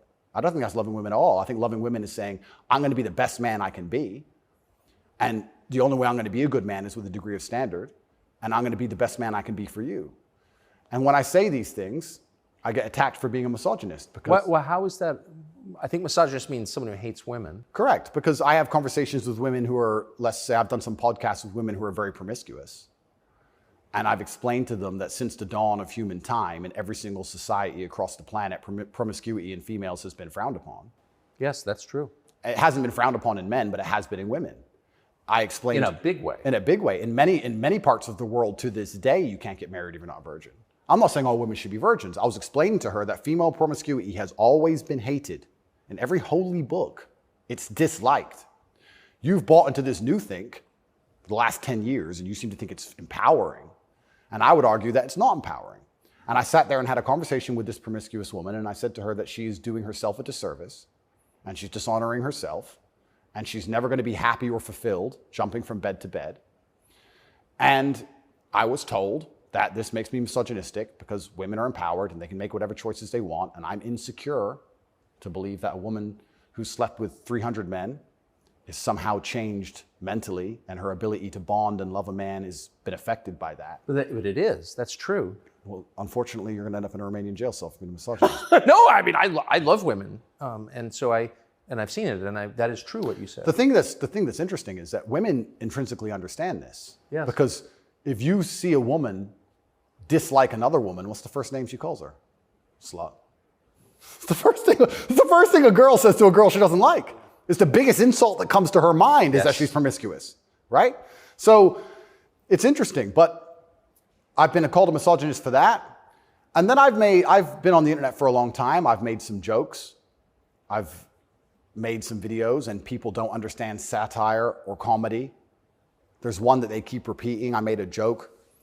Next to my bed, I had a Glock, like many people do, and then I had a knife next to my bed, and there was a comedic skit where it said, the girl caught me cheating, and she picked up the knife, and I slapped it out of her hand and said, you still love me? And they cut the bit out where I talked about the girl attacking me with the knife. They just took the bit where I say, slap the knife out of her hand, you're the boss, da-da-da, and he's a misogynist, and it's just taken out of context. And that's another thing that's happened to me, and I am aware of this, and like I said, I take absolute self-accountability, but the way you make jokes and make videos when you get 100 views is very different than the way you would make a joke or make a video when you get millions of views. And when they're trying their best to they'll look at a 4-hour video and find 3 seconds. I'll give you an example of it, where it hurt me very recently. I did a podcast where I was discussing corruption. I discussed which country I believe is the most corrupt country in the world. They start a lot of wars. And the answer to that by the person I was discussing it with is, well, you live in Romania, Romania is corrupt. I said, Romania is corrupt, correct. But I don't think there's certainly corruption, but they don't start monumental wars which end up in millions of deaths. I would argue that their corruption, because a policeman stops me and I can bribe my way out of a parking ticket or a speeding ticket, is far less destructive. So we discussed this at length for hours. They cut out the bit where I said Romania is corrupt and showed it to the judge. That kept me in jail. Ooh. Yeah. So, and that's my problem in a nutshell. Long format content, people will find a little bit, edit it up, and try and attack me with it. And that's where this whole misogynistic things come from. It's either from me arguing with promiscuous women on podcasts designed for promiscuous women to argue their point, and I destroy them so flawlessly that I'm a bad person, or something taken out of context. And it's insane because like I said, the amount of support I get from women is actually monumental. The amount of mothers who write to me and say that their son's doing better than ever. The amount of women who write to me and say that their boyfriend's doing better than ever. The amount of women who love me and just want to meet me. This idea that I'm hated by women is probably the biggest lie about this whole story. I don't want to brag, but I can assure the world that's absolutely not true. I had thousands of letters of support from women. In fact, there was one girl, never met her. She would play love songs from her car outside the jail. So she'd put the music on and play love songs. And I managed to tweet out via my cousin the songs I wanted to listen to. Whitesnake, Is This Love? And she'd play them for me. Never met her. Don't know who she is. So you're in a Romanian prison cell requesting Whitesnake on the radio in the car outside. Correct. And some girl would pull up and put kind of a surreal moment. Put her speakers on full and play me my love songs for a good 3 or 4 minutes before the police would come and make her move. I got a song a day. But yeah, this idea that I'm universally hated by women is insanity. That's not true. So you said you're a mixed race. Your dad was black, your mom was white English. What do you make of the race conversation in the United States? I think it's deliberately, they're trying to put fuel on the fire and they're deliberately trying to accelerate division. This is what I believe. I think that if a black billionaire and a white billionaire meet somewhere, I don't think there's much conversation about race. I don't think... No! I don't think there's any racism. No. Interesting, no? They're not that interested in the topic, actually. They don't care. Right. But amongst the lower echelons of the populace, they seem very interested in trying to turn us all on each other. Yes. I wonder why that is. And I wonder why they deliberately make laws and push media matters which are designed to do exactly that. I wonder why that is. We can sit, and I have my own theories. But I think what certain people in the world would be most afraid of is the white people of a certain economic class and the black people of a certain economic class shaking hands and saying, this is bullshit. I think that would be very intimidating for them. So it's certainly accelerated. And it's also very interesting because as a mixed race person, I will also sit and state, I don't look particularly black. Most people can't guess where I'm from. I've had more discrimination against me for being a straight male than I've ever had for my skin color. I've had more people look at me or have problems with me purely because of my sexual orientation and my generally masculine essence than I've ever had anybody say anything about my skin color ever. And I'll also say, if somebody has a real problem with my skin color, who cares? If someone's that ignorant, who gives a shit? It's also, I do find it amazing they manage to psyop people into being so brutally offended by it. If someone were to come up to me and say, you're not white, I'd say, correct. Have a nice day. Who cares? It's amazing how they've got everyone wrapped up in this. But yeah, it's certainly accelerated. And another thing that's very interesting about it, especially in America, a lot of Americans are insulated to, I feel like, world history. Yeah, I've noticed. You know, they're like, oh, slavery, slavery, slavery. Slavery was everywhere. Every country had slaves. Arabs had slaves, the Chinese had slaves, Aztecs had slaves. Everybody had slaves. The American Indians had slaves. Everybody did. A lot of slaves. Correct. And they're like, oh, we've been enslaved. Everyone was enslaved. Unfortunately, the world wasn't such a nice place, right? And there's been ethnic divisions in every single country on earth since the dawn of time. There still is in many countries in the world today. They believe this is a uniquely American issue. And I would strongly argue that, one, it's completely and utterly not.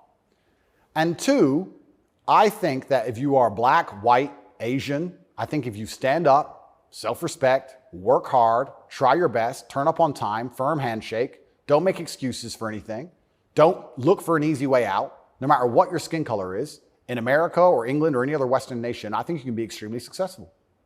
I don't think anything's stopping you. That's not the message you get from, say, Kamala Harris, who's also mixed race. Her dad was Jamaican, her mom was Indian. Yeah.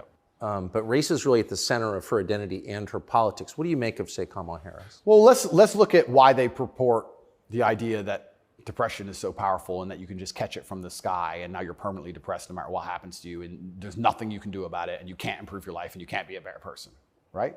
It's that self-limiting belief.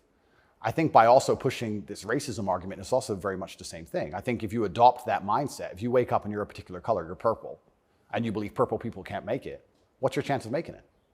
0. Yeah. Right? So that's what's so destructive about it.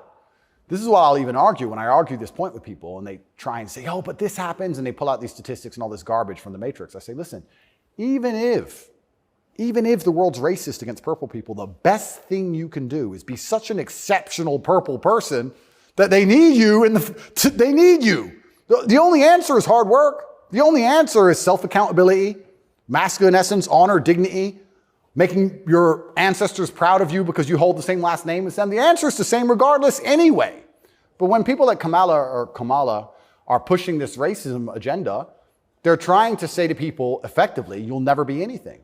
And you don't stand a chance of ever being anything. And I think that makes people who aren't anything feel a little bit better about themselves. It's cope. And that's the only fans she has left, are losers who she's told it's okay to be a loser because there's no way you could have not been a loser. And I will argue you could have been something a lot more than that. And you shouldn't listen to anybody who tells you you're not going to be a loser. If someone were to come to me and say, Andrew, you're mixed race, you're from a single mother household, you're never going to be rich. I'll say, watch me. I don't believe you. I don't believe you. Who are you? So everything she's saying is 1, wrong. 2, it's destructive to believe in. 3, I think it's her last hope at having any kind of fan at all because she's largely incompetent. I don't think I've ever heard her put a compendious, coherent sentence together. And perhaps also, maybe that's the reason why she leans so heavily on race, because she's not impressive or competent. So she can say, oh, but I'm this color and I did it, instead of actually talking about how good of a job she's doing. Because if you have to discuss that part of her career or that part of her current life path, I think she'd be in a lot of trouble. I want to show you video of Joe Biden's challenger for the Democratic primary, Robert F. Kennedy Jr.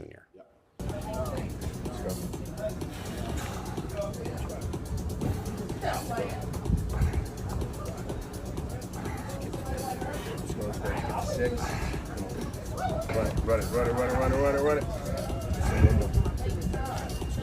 Let's go. Up.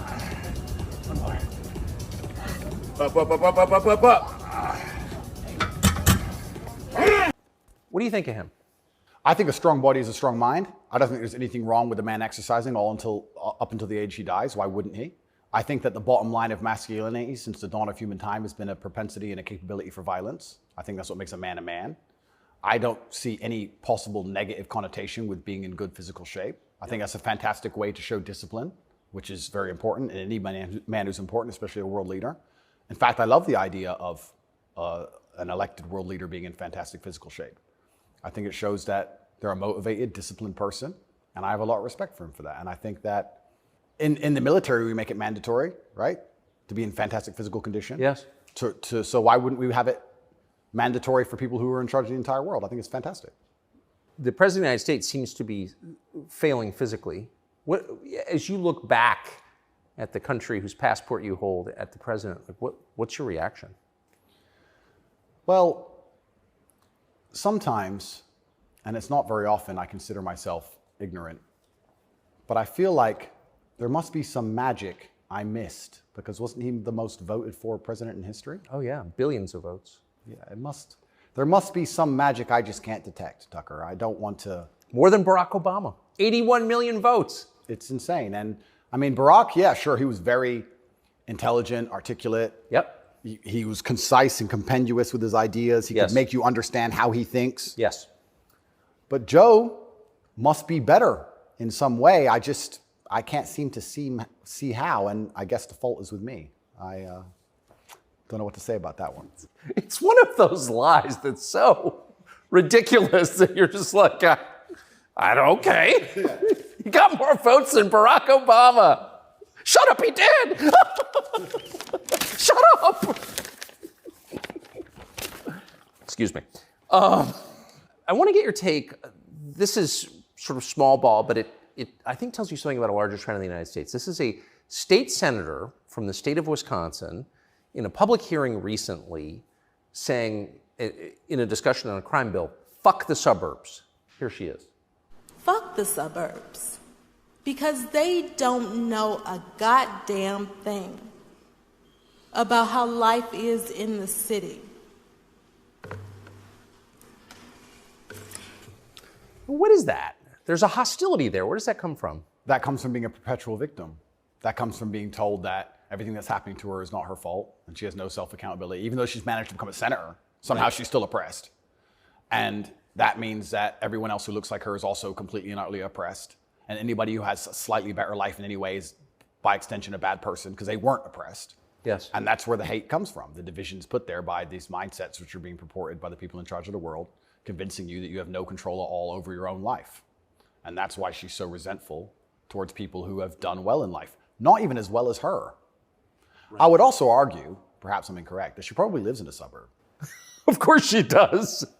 So she's a hypocrite on top of that. Yeah. But hypocrites are, the fantastic thing about being a hypocrite is if you're a hypocrite with a little bit of power or influence, you're allowed to be a hypocrite because you're spreading information on the larger problem. In fact, this is actually interesting. One of my funnest things, I'm going to announce this here on your show for everyone to know, this is a world exclusive. I want to become a climate change activist. Because when I was younger, people would say, what do you want to be when you grow up? Do you want to be a fireman? Do you want to be Batman, et cetera? And I wasn't sure what would really make me happy. But now I'm ultra wealthy and I fly around on private jets all the time. I think that now is the time for me to become one of those hypocritical climate change activists. 100%. It's going to be super fun. Well, as your carbon footprint grows, your concern about carbon footprints grows. Absolutely. Eat the bugs. Sell your car. How dare you eat meat? On my jet, of course, I have meat, but I'm allowed to be a hypocrite because I'm spreading awareness for the overall problem. It's for the greater good. It's for the greater good. I have to get to the climate change activist meetings. So, which happened to be in Switzerland, I noticed. Of course. So, although I'm flying on, well, before this arrest. They're never in New Jersey. Never. So before this arrest, I was on about 3 or 4 jets a week. But every single time I was flying on my private plane, I was extremely concerned about the carbon footprint. Of course you were. And so I am now a climate change activist. I just want to let the whole world know. Because once you get to a certain level of power of influence, you're absolutely not allowed to be a complete hypocrite. So you're allowed to live in the suburb and then tell everyone, fuck the suburbs, and pretend that you're oppressed when you're a senator of the most powerful nation on the planet.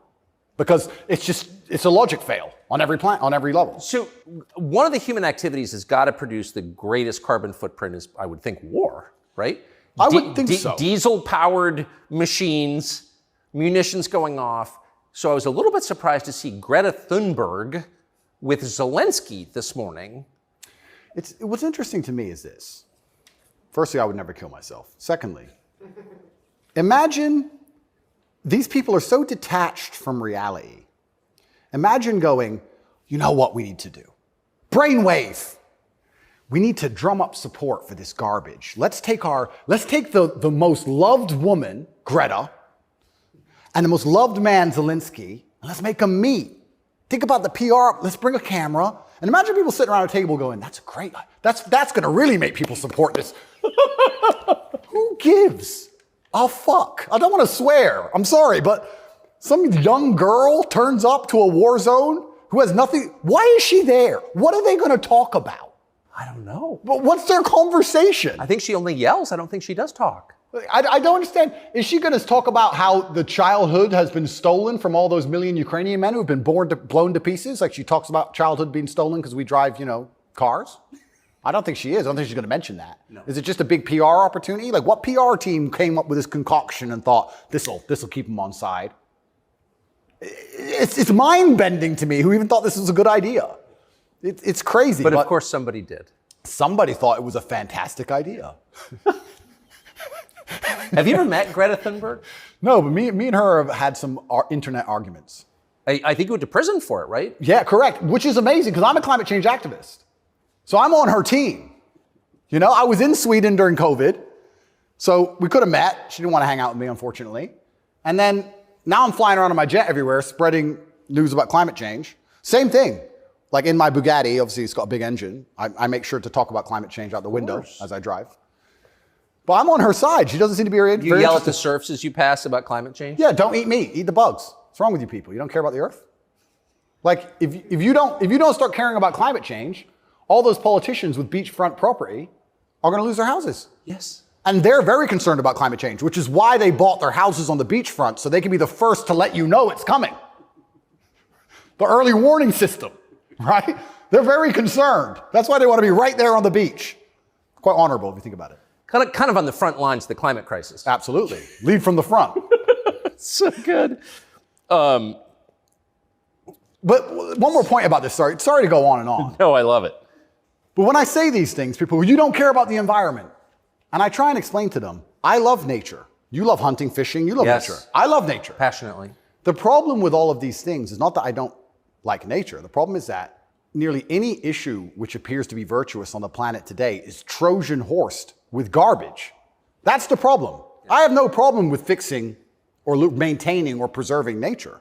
I have a problem with them telling me I have to maintain nature, them Trojan horsing my bankruptcy into the middle of it, knowing that nature won't be fixed, then telling me it's about nature and telling me I should agree with it. That's my problem. There's nothing left on the planet, no issue, which isn't Trojan horsed with absolute garbage. Yes. And if you're going to sit there and tell me that I need to give more money to the government to stop the sun from being hot, I'm going to argue with you that I'd rather keep my money. Thank you very much. Yes.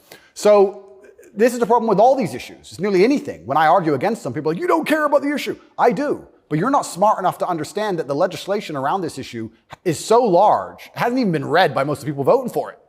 Yeah. And there's something in the middle of it which is going to damage every single person's life, which has nothing at all to do with the issue itself.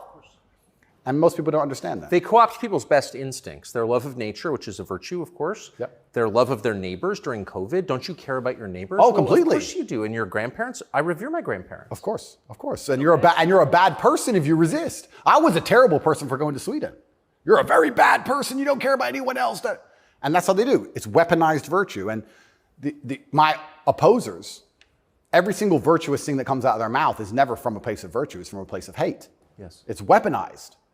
And also, and I don't talk about this very often, but people can go right now to tatepledge.com. I donate $25 million a year to feeding children in war-torn countries, especially in the Islamic world, because that's where a lot of the war is. Nobody ever mentions that, ever. Nobody mentions any of the charitable work I do. Nobody mentions any of the lives I save. Nobody mentions any of the people who support me. They don't mention anything at all. They just come along and say, you're a bad person. And I say, well, if I'm a bad person, let's talk about the things you've done to genuinely benefit humanity, besides sit on Twitter and talk shit. Have you ever done anything for anybody, ever? Are you capable of doing anything? Because the things that make me a bad person, right? You don't like me for my principles and the fact I stand up for myself and the fact I have parameters and I say no, everything you hate about me. Those are the things that allow me to even do good in the world.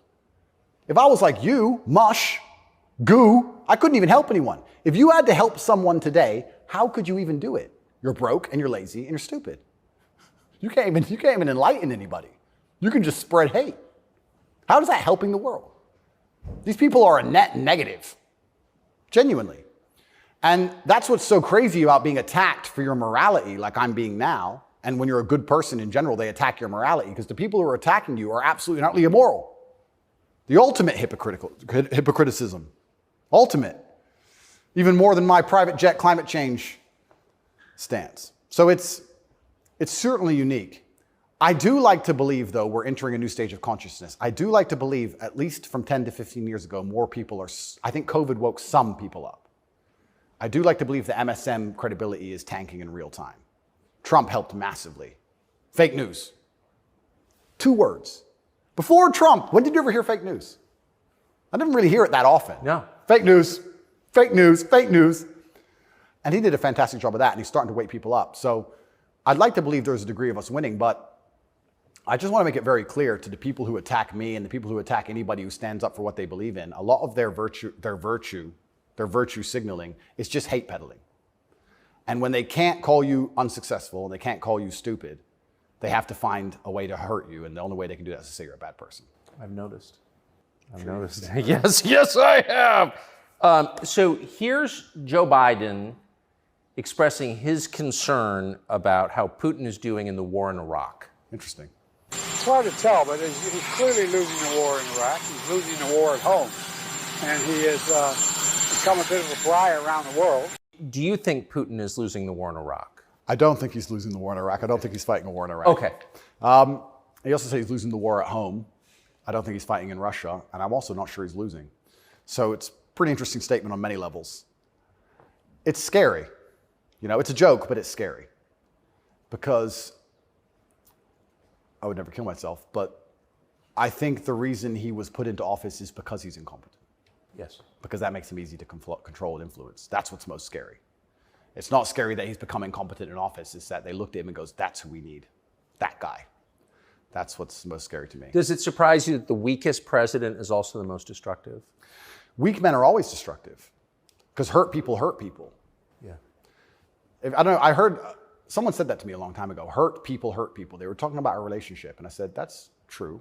If your heart's been broken, you're probably going to be a bit of an asshole and break someone's heart. Hurt people hurt people. And then I thought, well, if you're a weak man and you're going through life and you don't have the strength and resilience to resist the trials and tribulations of being a man, and you're constantly hurt by everything, and you're constantly upset and depressed and sad because you're weak, how could you possibly do good? Hurt people, right? To do good, you have to be a good person to begin with, and to be a good person, you're virtuous, and you've gone through a lot of things that made you strong. This is what's mind-bending to me, that the idea that strong men are somehow bad. And it's the ultimate hypocrisy, because as soon as something happens, especially physically, as soon as a liberal is attacked, they call the police. Defund the police! Call the police. Don't be masculine. Police officer, please. They want a big, strong man with a gun. Guns are bad. They want him to have one, right? So the ultimate hypocrisy on every level is absolutely and utterly insane. At the base realities of humanity, the absolute base reality, strength in men is respected and wanted. And I think that the closer you get to unfortunate circumstance, the closer you get to reality. They go hand in hand. And then everyone's looking for the strong men. So strong men should always lead, I believe. And for a longest period of human time, that's how society functioned. The strongest men led. But in the Western world now, that doesn't seem to be the case anymore. And weak men are emotionally led. They're not particularly stoic. They're impulsive. And I would say that the most heinous acts, perhaps, that happen in modern society today are purported and committed by weak men. I don't think a school shooter is a strong man. I think it's a weak man. I think it's a man who's been picked on, got butt hurt, is upset, girls don't like him, never learned any emotional control. He's the kind of person who does exactly what the TV tells him to do. Act out your feelings, cry when you want to cry. Well, now he's angry, so now what? You told him to act out his feelings. What do you expect him to do? I think that weak men do the worst things. I think weak men hurt women. I think weak men rob stores because they don't want to wake up and work hard and go to work and do it the honorable way. It's a weak man who goes and steals. It's a weak man who beats the shit out of a girl. It's a weak man who shoots up a school. This is all weak men stuff. And society as a whole is telling men to be weaker and weaker, saying it's somehow the solution to everything because being a man is toxically masculine. Being a strong man is bad. It's toxically masculine. To be a good man, you have to be a very weak one. Well, look at the most heinous acts that are committed in society. Show me a strong, honorable, virtuous man of principle who's doing any of this stuff. So weak men commit the atrocities in this world. Absolutely they do. And it's weak men who also attack anybody of virtue, because I think when you're weak, you're intrinsically unhappy. Yeah. I don't think as a man you can be happy if you're weak. I think happiness and strength go hand in hand. Yes. I think that's how we're supposed to be, right? Even strength of mind, strength of conviction, strength of something. If you're weak, you're going to be miserable. So I do find satisfaction in the fact that most of the men who truly dislike me are miserable and weak. And also, like I said earlier about women being gatekeepers, women are fantastic. Women are they're like a barometer for society. I would say you can measure the strength of a society or the virtue of a society or how decayed a society is largely by the actions of many women. I'd like to argue that point. I can argue that point in many different ways. But women really want their man to be strong. Of course. They will punish you for being weak. And I'm not saying you can never cry to your woman. I'm not saying you can never open up to your woman. But there's going to become a time where she expects you to just be capable. There's a problem. And even if you don't know how to fix it, your job as a man is to say, I'll handle it. Even if you have no money and no hope. And to go find a way to fix the problem. If you're weak and go, I don't know, she becomes very resentful towards you. And she'll punish you for that weakness. And I think what she's trying to do on an evolutionary standard is inspire you to man up, because it's your job to protect her, isn't it? Of course. So if she sees you and looks at you and doesn't see you as a man who can protect her, she can't respect you. So every survey of female happiness in the West shows just a straight decline since about 1970 till now. Women are becoming less happy in the West. I think it's very obvious. What accounts for that? How can you be happy when all the men around you aren't men, right? We are the most beautiful union that God has possibly created on the planet. A feminine woman and a masculine man. It's the most beautiful union that can possibly exist. It raises children the best. Both parties are happier. Both parties gain. It's a net positive for everybody. There's no negative. There's no downside. But if you destroy one side of the equation, then the other side is going to be completely and utterly miserable and unhappy. How as a woman can you be happy if you can't find a man who you believe can protect you, provide for you, sticks up for you, has morals, has principles? There's none of those men left. So then what they do is just go from man to man trying to find it. And by the time they've been through enough men to maybe find someone semi-close to it, they've been through too many men to ever be happy. And then you have the absolute destruction of Western society. We talk about why men don't get married anymore. I can tell you why I wouldn't want to get married in America. I don't see the point in being married to a woman who's had so many partners before me that she can't properly pair bond with me and then giving her the opportunity to financially destroy me. I think that would be a bad chess move. And I do believe in marriage. I think society would be better if everyone was married. I'm saying that if you're living in an immoral society, being a moral person, if you're not careful about it, you can get wrecked. If the game is rigged, you have to be very careful if you play it. So how do we encourage men to get married? Well, they need to be worth marrying, but so do the women, right? So everything's decaying on both sides. Everything's spiraling. One of the reasons I also got called misogynistic, and I'll say it here, I argue the point that for the longest period of human time, evolutionarily, women had to adopt and find a way to take the ethos of an opposing tribe perhaps quicker than a man could because of war. If the men would fight and a tribe lost and the women survived, they had to change how they thought to fit in with the new tribe to survive. Yeah, because they'd be carried off. Because they'd be carried off. Of course. Like the French women were sleeping with Nazis towards the end of it. Towards the end of Paris occupation, all the French women were sleeping with Nazis. When the Nazis got kicked out, the French women had their heads shaved because they got caught hanging around with German soldiers. The German soldiers killed their husband. 3 years later, they need to eat. So the German soldiers have a wage. He's handsome. It's amazing how quickly they can adapt.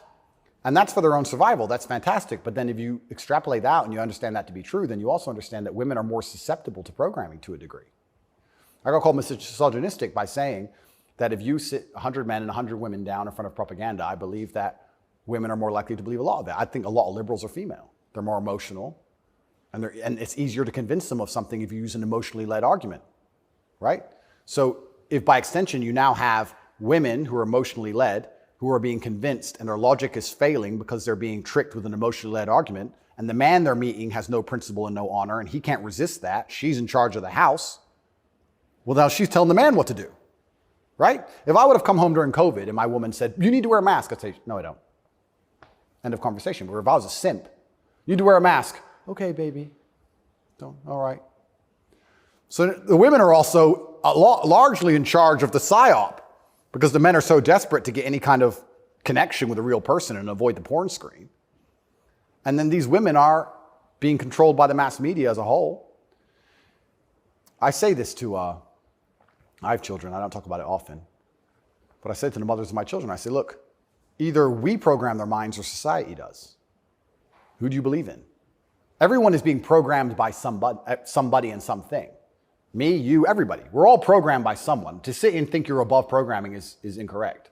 What you have to do is sit and say, does the person who's programming genuinely have my best interests at heart? What do they want me to believe? Why do they want me to believe it? What happens if I believe what they want me to believe? Where does this lead? That's all we can do. We're all programmed. We're all the sum of the 5 people we spend the most time with. Right. Right? So if you have women with no father, no strong masculine influence, who's programming them? The Kardashians and the news? The internet? Porn stars? What kind of woman's that going to be? And then if a man finally ends up with her and he has no backbone, what kind of man is he going to be? I don't want to comment on these things because I don't want to make personal enemies of people I don't know. There's a guy called Adam22. Once again, I have no idea who this man is. I just saw on Twitter yesterday that he was with a porn star who'd never done a male scene. They got married, and like a week after their marriage, she did her first male scene with some random dude. And he's on a podcast defending it. Did his wife have sex with somebody else? Correct. Why? Like, this is the level you can, but this is what the Matrix wants from you as a man. They want the woman in charge and the man below with no backbone, because if the woman's in charge, they can emotionally affect her. They can scare her. You can scare a woman easier than you can scare a man. A man. A real man's hard to scare. A woman you can make afraid of the vaccine, right? Be afraid, COVID, be scared. If she's in charge of the household, I would argue in nearly any household where the female was dominant, everyone's vaccinated. I would argue that point hard. Of course. Maybe I'm wrong, but I would argue it. I don't have the statistics. It's just logic to me. So talk about women being unhappy. What's actually interesting about the female mind, once again, they're going to call me a misogynist, is that when you're an emotionally led person, you're more prone to chaos. It takes real stoicism to lead. So why are these women unhappy? Because no one's leading them. No fathers, no men of no backbone, no man they respect. So they're relying on society, which is promoting chaos, and their own mental state. Women will say all the time, my period was coming up, so I was crazy. Like, they'll say that themselves. So without any kind of hard rock of emotional security, to give her a hug and say, don't worry, baby, calm down, it's okay. When you have no hard rock of emotional security and you leave her to her own devices, she's going to be to a degree chaotic. And you know who told me this? A woman said this to me. A woman said, most women are closer to a mental breakdown than you possibly believe, day by day. I was like, really? She goes, yeah, and that's what I love about my husband. He makes me feel happy and secure and safe. If I'm starting to have a problem, I know I go to him and he makes me feel safe. He's my rock. There's a woman said this to me a long time ago. Yes. So why are women miserable? Because where are they going to get their happiness from? Where are they going to get their emotional stability from? It's not their job. I don't believe it's a woman's job to be emotionally stable. It's a woman's job to do many other very important things that men can't do. More important. They're better than men at a lot of things, women are. But it's our job to be emotionally stable. Women are better than us at certain things. We're better at other things. And that's why as a team, we're so powerful. To sit and pretend we're all the same the whole way through, then why do we even need each other anymore? Well, I don't think we do. You're exactly it. And this is why we have birth rates declining, porn, women who are running around sharing one man with no intention of having children, marriage is gone. Like, where do we think this is going to end? And what's interesting about it ends with the training thing, right? Well, yeah, that's the ultimate. No, I'm serious though. If there's no, scrambling the idea of the gender binary, of sex differences, like that is kind of the end point, isn't it? Well, the end point is, men are the same as women, so it doesn't even matter. Right. I can be a woman today, I can be a man tomorrow. None of it matters anymore. I also think a large part of this transsexual movement, I think a large part of it is a deliberate attack on us and our senses because they're trying to convince us to ignore our eyes. I do believe that is a bottom line. I think the bottom line of slavery are your own senses. Like, no matter what I'm told that it's cold outside, I feel warm. That's the bottom line. So once they can convince you that your senses are wrong, well, then you're completely open for the slave programming. Once you can look at something with your eyes and ignore your eyes, you're a prime candidate. So I think a lot of this has also something to do with that. You are going to say that's a girl. That's what you are going to say because you have to. And if you say it long enough, you'll think it. And if you won't, your children will because we'll tell them. So eventually, you're going to say it. And then it becomes true. Then you ignore your eyes. Now you'll believe anything, right? Till the next thing comes along. Now you'll believe all the people on the jets telling you about climate change. It's all an attack on the senses. This is America's most famous admiral. It's such an important issue for our youth and adults. As you said, some of these laws are actually extending into adulthood. We often say that gender-affirming care is health care, gender-affirming care is mental health care, and gender-affirming care is literally suicide prevention care. Would that be your view as well? I 100% agree. It's genuinely, I want to actually genuinely give my heartfelt condolences to any young person who falls for this crap, because you're going to be so miserable for the rest of your life. If you chop off your genitals, take a whole bunch of chemicals as a teenager, you are going to be miserable for the rest of your life. Yes. You're never going to be the person you want to be. You're never going to be accepted as that person. You're never going to feel happy inside.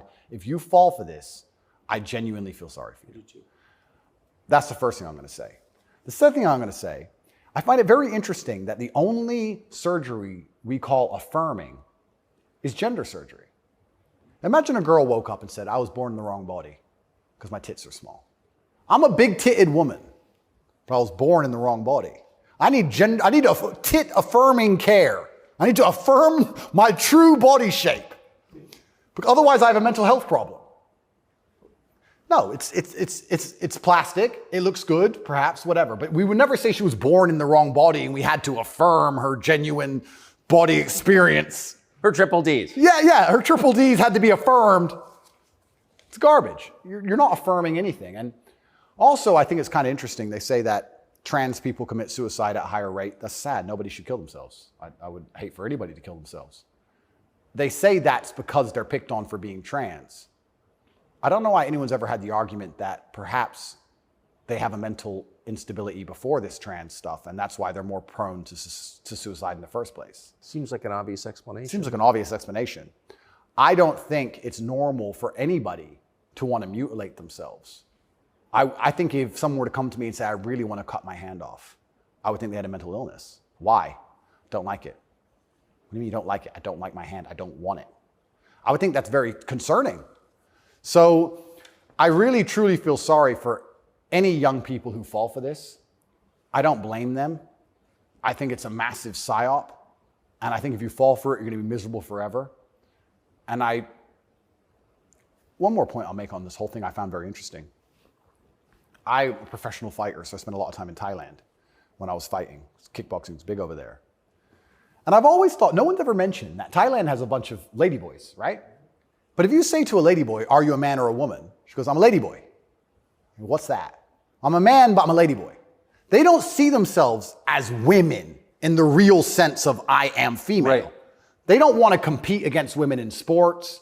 They don't want to pretend they can have kids. They don't talk about having periods. They're like, oh, I'm a ladyboy. It's like kind of like an in-between, it's got its own thing. India has the same. Yeah, it's fine. Nobody over there is genuinely arguing that they are actually female. Only in America are we doing that. And that's what's the craziest thing of all.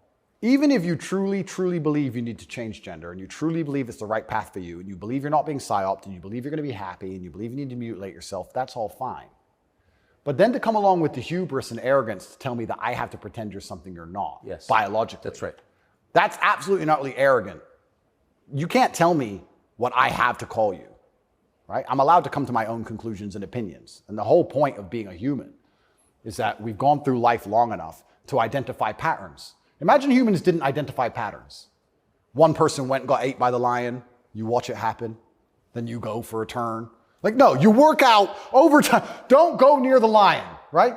If I look at a person who's 6'4", muscularly built, right, with a big jaw and a beard, my brain and my life experience tells me that's quite often a man. That's very often it is. Very often. That's the conclusion I've come to. To come along and say, no, because I've decided to do X, Y, Z, you have to ignore all of the patterns you've identified throughout your entire life and everything you believe to be true. You have to throw away all the science and your entire worldview and everything about how you view the world. You have to eject that from your brain and call me what I want to be called is extremely arrogant. And if I went through the world and said everyone had to call me King Andrew, they'd tell me, shut up. Why? If they can get called whatever they want, I should be able to get called whatever I want. I want to be King Andrew, #1 savior of Earth, climate change activist. That's what I want to be. And if anybody calls me anything else, they're a bigot. That's what we're going to do. If we're going to go down that path, I'm going to make sure that my title is good. Lord of all beasts of the land and fishes in the sea. The most honorable man who's ever lived. The fastest human alive. Who cares? Doesn't matter that I can't run fastest. It doesn't matter, Tucker. I'm the fastest human alive. You must affirm my belief. I'm the fastest man alive. Greatest man in show business. Sorry, Tucker. Best political commentator there's ever been. Let's just go down this path of insanity. Why not? Walk around with stickers on our head. It'd be great. It'd be fun. The scariest thing about all this stuff is that the world is still polarized to a degree because there's certain places in the world which are too close to baseline reality for survival, for any of this garbage to fly. You think you can go to Tajikistan where people are trying to eat and talk to them about gender and all this garbage? They'll be like, listen, you're a man, this needs doing. Shut up, right? There's no time for any of that. So as the Western world is self-destructing in real time, there are places in the world where none of this crap is happening. So who's going to own the world in 100, 200 years? Like, it's still competitive to a degree. It's still bipolar. There's two sides to the world. I think that when men are men and women are women and we stop arguing about dumb shit, that society overall is more competitive. I don't know how America's going to maintain its influence over the entire planet when it's doing all this garbage. How long can this possibly last? Not long. Not long. It's like the fall of Rome. The fall of Rome, everything became decadent. endless sex and orgies. No one had enough faith in the state to join the army anymore. And people talk about barbarians destroying Rome. Rome was destroyed from the inside. That's what happens. And we're witnessing it in real time. And we have all these problems on Earth, and then they want to spend millions and millions of dollars on an investigation to prove that I'm a human trafficker for TikTok. It's clown world. Nothing even makes sense anymore. This is a video from a recent Pride March in New York, and I'm interested in your view of it.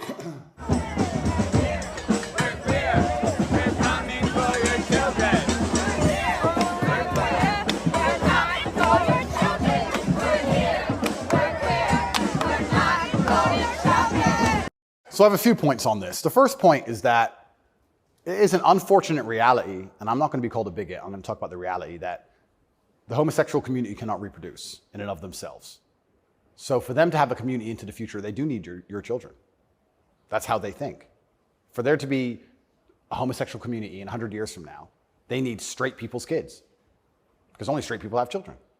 So they're telling the truth. That's the first thing. They mean what they say. The second thing is, I think a lot of this is an attention grab by them. I think they are slightly disappointed in how tolerant many people actually are. I have no problem with gay people. I don't care. I'm gay. Cool. I want to get married. Fine. I'm going to wave my dick in your kid's face. Wait a second. Yeah. They push it to a point where we have to react. And then when we react, they say we're bigoted. Children are innocent, and destruction of innocence is one of the most disgusting things on the face of the planet. It's terrible if a child is killed in a war. It's terrible if a child's mind is warped by any propaganda mechanism. They're innocent. What I don't understand is why, imagine heterosexual men walked around naked saying we're coming for the children. Well, someone gets shot. Absolutely. So why is it when you For good reason. Completely. So as soon as there's this sexual orientation, they're completely protected. And I think that the whole point of having children as a whole is to instill them with your worldview. I know if I have children, I want them to be like me. We just talked about my last name and how I want them to honor me into post-death. Then I want them to be a representation of me, which means they should believe in my values and my creeds. Why is a group of people in New York walking around telling me what they're going to teach my kids and what my kids should believe? They're not your kids, they're my kids. Right. And that's what's so scary, because children are impressionable and children are raised by the state and the internet, effectively, which is why they want me off the internet. But they'll let a lot of people stay on the internet that say a lot about a lot of things. I'll argue that if I was transgender, the American embassy would have told Romania they were bigoted and removed me pretty quickly. I would genuinely argue that point. They would say, no, what you're doing is abusive to the LGBT community. He must be removed from jail. Of course, immediately. Immediately. But because I'm straight and heterosexual, it doesn't matter. We're the class that suffers the biggest bigotry that possibly exists in the Western world today. I would actually argue that point. But they're saying this to be deliberately provocative. They're deliberately trying to upset people. They want to upset you so that when you talk against it, they can call you names and call you a bigot. And also they mean what they say. And it's truly scary. I'm obviously a Muslim. I'm Islamic. What most people don't understand about a lot of the Islamic world is that a lot of these things are outlawed, right? But people say, so gay people can't go there. If you go to Dubai, you will see gay people. If a guy wants to be gay and do whatever he wants to do with a full-grown man in his own house, I don't care. And you can tell. You might have a waiter who's gay, whatever, etc. The only reason it's outlawed is not to stop a full-grown man meeting a full-grown man and doing what he decides to do. It's outlawed to prevent it bleeding into society and affecting the culture where the children are affected. That's why it's outlawed. And I'm not saying it should be outlawed in America, but what I'm saying is if you're not going to protect the innocence of children from any ideology, and if the ideology is deliberately targeting children because children are more impressionable and more capable of believing in things which simply aren't true, perhaps a man looking like a woman or vice versa, then that is a dangerous ideology that should be very closely examined. Well, if you're not going to protect children, or if you're going to encourage women to fight your wars, why have a society in the first place? Well, this is another Isn't thing. the whole point of society to protect women and You children? know what's really interesting? I argued this point once. They were talking about how the West is a patriarchy and it's so terrible to be a woman in the West. And I'm like, well, where's better to be a woman then? If it's not the West, please tell me. Pick another country besides America where you'd rather be a woman. It's garbage to begin with, but you're saying, America's a patriarchy and Americans are all misogynistic. And men are so bad and women have been oppressed since the beginning of time. It's always been a patriarchy. if that's true, why don't women fight our wars? Think about it. We can get the women of our country and the women of another country and let them go die in a ditch. And us men can just sit around being patriarchs. Why do we have to go die? Why do we have to go get our legs blown off? No, because we're a patriarchy. Women can go suffer. Or do the women get to stay at home and we go suffer? How is it a patriarchy? Right? So that's garbage to begin with. But I think, genuinely, to go back to that point, any ideology which is waking up and saying, our worldview is so extreme, the only way we can truly ensure it exists into the future is to find the most susceptible people on the planet to program and attack their minds, children. I think that's a destructive ideology and should be very closely looked at. And it doesn't matter if it's LGBTQ or anything else. I think if you sit children down and pump propaganda into their brain, and that's the only way you can get what you want, then there's probably something wrong with your ideas because you're afraid to challenge them with a grown adult. You don't want a fair fight. You understand? They don't want a fair fight. They want to sit with a child who has no idea what he's talking about and tell him that men are women and women are men, and vice versa, and just completely confuse the poor child because they don't want a fair fight against a rational adult. And that's scary. It doesn't seem a huge improvement over, say, ISIS to me. Absolutely. That's how do you convince somebody to blow themselves up? Well, you find a young man, teenage boy, and you program his mind. Exactly. And it's exactly the same thing. They don't try and convince an older man to blow himself up because he's going to sit there and go, well, why don't you blow yourself up? And then there's an argument. You go find a young, susceptible person, right? And that's what's so scary about all of it. And it's also kind of funny that like this whole LGBTQ thing is also linked to the patriarchy, also linked to all this other garbage and all these other false narratives and false ideas. And it's these people who are attacking me saying I'm dangerous for women because I'm a misogynist. You're dangerous for women for pretending men are women. You're more dangerous for women than I am. I'm saying a man's a man, a woman's a woman. You're saying that if I put a wig on, I could go punch women in the face in the boxing ring. Who's dangerous for women? It's insanity. And again, they have no virtue at all. They just weaponize garbage and attack you with it. But I do think that children have to at least be the bottom line for society. That's the future. And if you have children at home, you're raising them. And if you struggle to feed them, the government doesn't care. They are yours, and they're your problem and your responsibility, and you deal with all of the stress and all the worry of them being out late at night and all the responsibility of taking care of them, and you went through hell for them to exist. You don't owe their minds to anybody else. You don't owe it. So there has to be a point where you stand up and say, no, I raised this child. It's my child. That's my child. It's not yours. Absolutely. What do you make of Julian Assange? I think that it's crazy. It's the number one way to shut up the BBC, that's for sure. To mention him. Say, oh, you're a journalist. You care about journalism, do you? You care about a fair and independent story. Why is Assange in Belmarsh? Very interesting. What do they say? They don't answer. They try and change subject. They always do. I did it. I stole it from the Azerbaijani president. He started it. I saw that. Yeah, it's great. Do you know him? I don't know him, but I've seen enough of his interviews to like him. Me too. Yeah, I like him. And this is what I'm saying about the world. There's so many places in the world where they still live very firmly in the real world. All of this garbage is just the result of the very simple, easy lives that we have. Inside the movie The Matrix, which I recommend you watch, the agents say, we tried to create a utopia for the human mind so that your mind is in a utopian state and your body can just be used. But the human mind rejects utopia. We created the world in 1999 at the pinnacle of human civilization before machines took over because the human mind needs struggle and it needs problems. Otherwise, it rejects it. Yes. And I kind of feel like there's a whole bunch of people trying to just find problems and find struggle in their lives because they don't have enough motivation to do something that's genuinely difficult, like, help people. But they can't live in this state of complete vegetation. That's so right. Then they wake up and say, oh, I'm oppressed. My pronouns. How much energy must it take to go through life trying to correct every person you interact with to call you Z? Think of the calories burnt. I can't think of a bigger waste of time. Think of the calories burnt. Every Starbucks employee, it's actually Z. Correct. You are a moron and you are just wasting so much energy. You could put that towards something beneficial. You could volunteer. You could go to the gym. There's so much more you could do with instead of walking around and talking about Z. You sound like a dumbass. But they're just finding struggle because they don't have any actual important struggle in their lives. And that's why it only exists in the decadent West. Do you think the coming famine will change that? Absolutely. I would argue that when the famine comes, I think all these feminists will look for a strong man of resource who is stoic, who has a good network, who's capable and important and respected. It's amazing how quickly feminism disappears. In fact, there's a podcast I did called Fresh and Fit. And I did this podcast in Miami, and I was arguing about gender roles with 7 girls. And during it, they were telling me that they can do anything a man can do, all the usual things, and they don't care, they don't need a man, all this garbage. And some crazy fan knocked on the door for me, and he had a gun. He knocked on the door. You should have seen the women, how quickly they became feminists when I had to go to that door. They all completely changed. Go.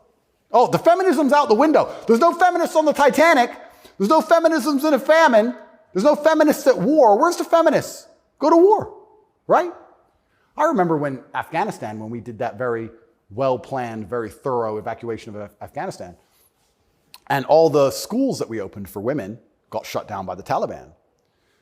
And I was having this conversation with someone, and I was saying, okay, well, you're an Afghan man, right? You've been hired by the Afghan Defense Force, and America's now left, and you have a meager wage, and America's left, and the Taliban are coming, and you're standing outside of the school with your AK, and they're coming with whatever they've got.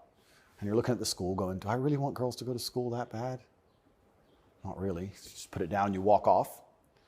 And this girl's like, yeah, but you know, it's really important. And I'm like, yeah, it is very important. I agree. Women should have education and right the education. Completely agree. But you're also saying here that men should die for it, which is fine. I'm not saying that that shouldn't be the case, but I'm saying that you should give men the respect they deserve for dying for your education.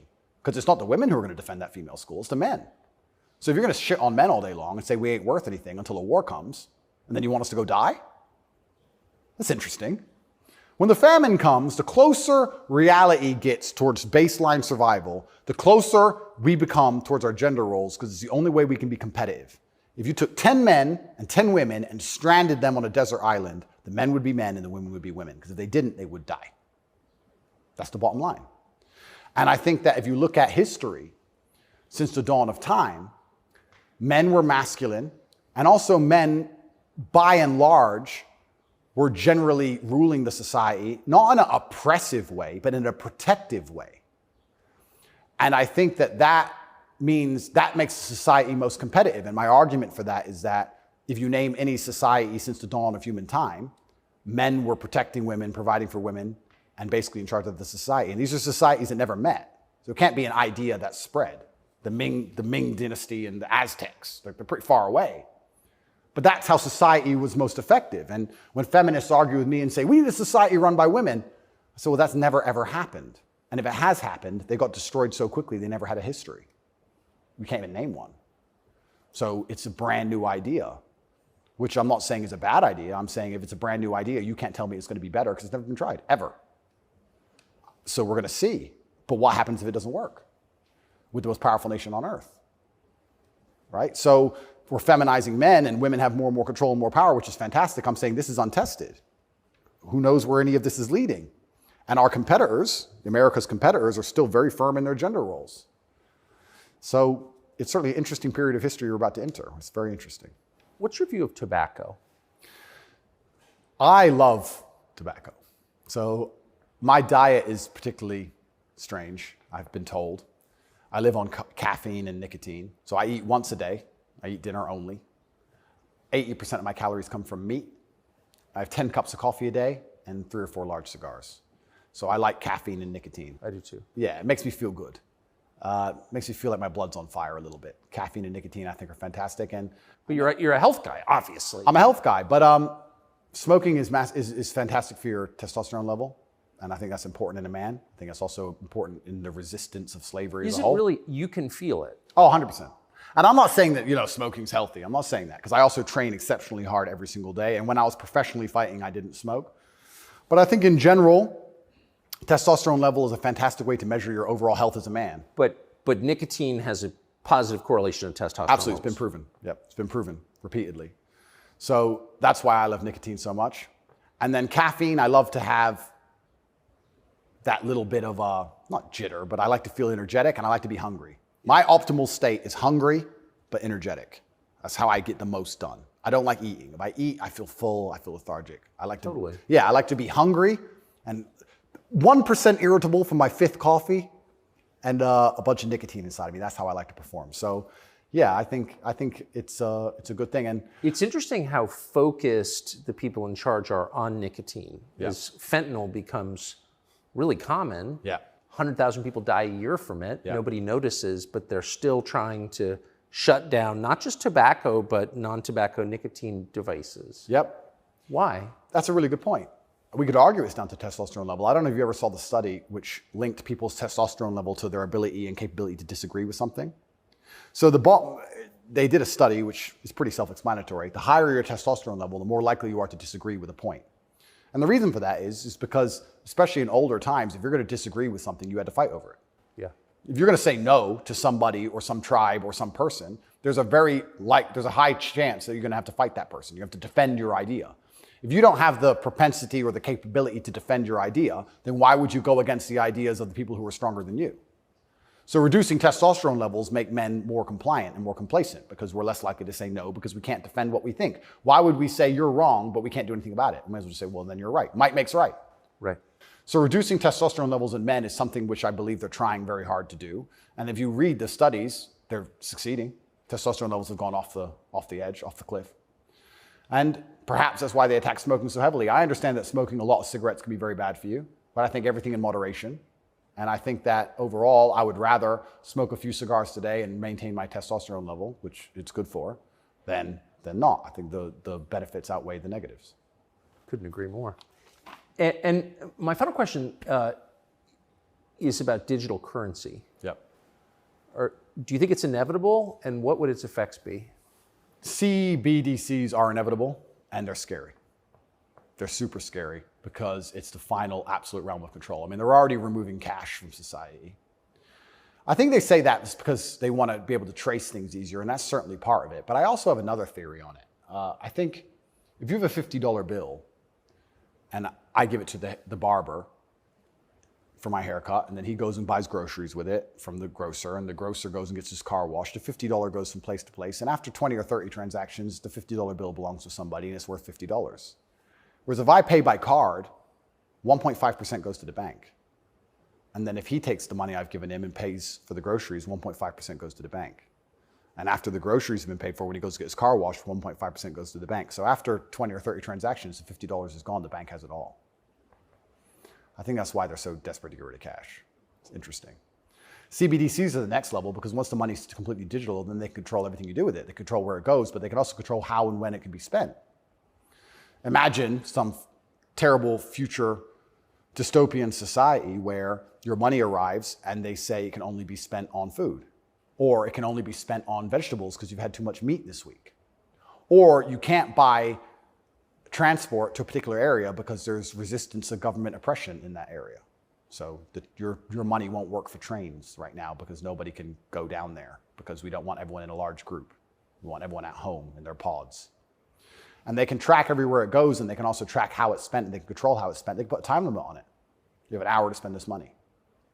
Scary. Like, think of all the ways they can inflict control over it. And I think this is actually one of the reasons why also I'm disliked. The BBC said this to me when they interviewed me. They said, Lucy, the very intelligent BBC reporter, said, word for word, you have a Bugatti and a cigar, and that means it comes with a side order of misogyny. I said, how does having a Bugatti and a cigar come with a side order of misogyny? And you can order misogyny on the side? Looks like it. It's like a sauce. And she repeated it because she couldn't. Yeah, you have a Bugatti and a cigar, and it comes with a side order of misogyny. So I was like, but they're not sending their best. Yeah, I don't think they have any best, to be honest. But the point they're making, what she doesn't realize she's making, because she's not smart enough, but what she wanted to say, but she couldn't say in a way which sounded negative, is financial freedom is required to a degree to resist. The reason I'm also disliked is because I'm financially successful. If I was broke, they wouldn't care what I say. But I inspire young men, all of my fans, to become wealthy. And you'd think that'd be fantastic for the society, right? He has millions of young men. He's teaching them to work hard. He's teaching them different ways money can be made. He's teaching them to be fantastic salesmen. He's helping the society. No, because if you have a whole bunch of money, then you can sit and say, no, I don't need your wage. That's bullshit. There was a video very recently of a guy in England taking down all the English flags and putting up pride flags. And a guy screams to him and goes, bro, you're taking down the wrong flag. And he replied, I know, mate. And the point is, what can I do? I'm a flag guy. If I say no, someone else will do it. Kids got to eat. So by keeping your money enslaved, they can keep you enslaved. You got to eat. They don't want men to be financially free. If you're financially free, if you have enough money in the bank, you can one day go, you know what? I don't want your money. Even me now to this day, I've done enough and I'm successful enough that it's very hard for them to buy me. They come along, well, I would never sell my soul anyway because it's not who I am as a person.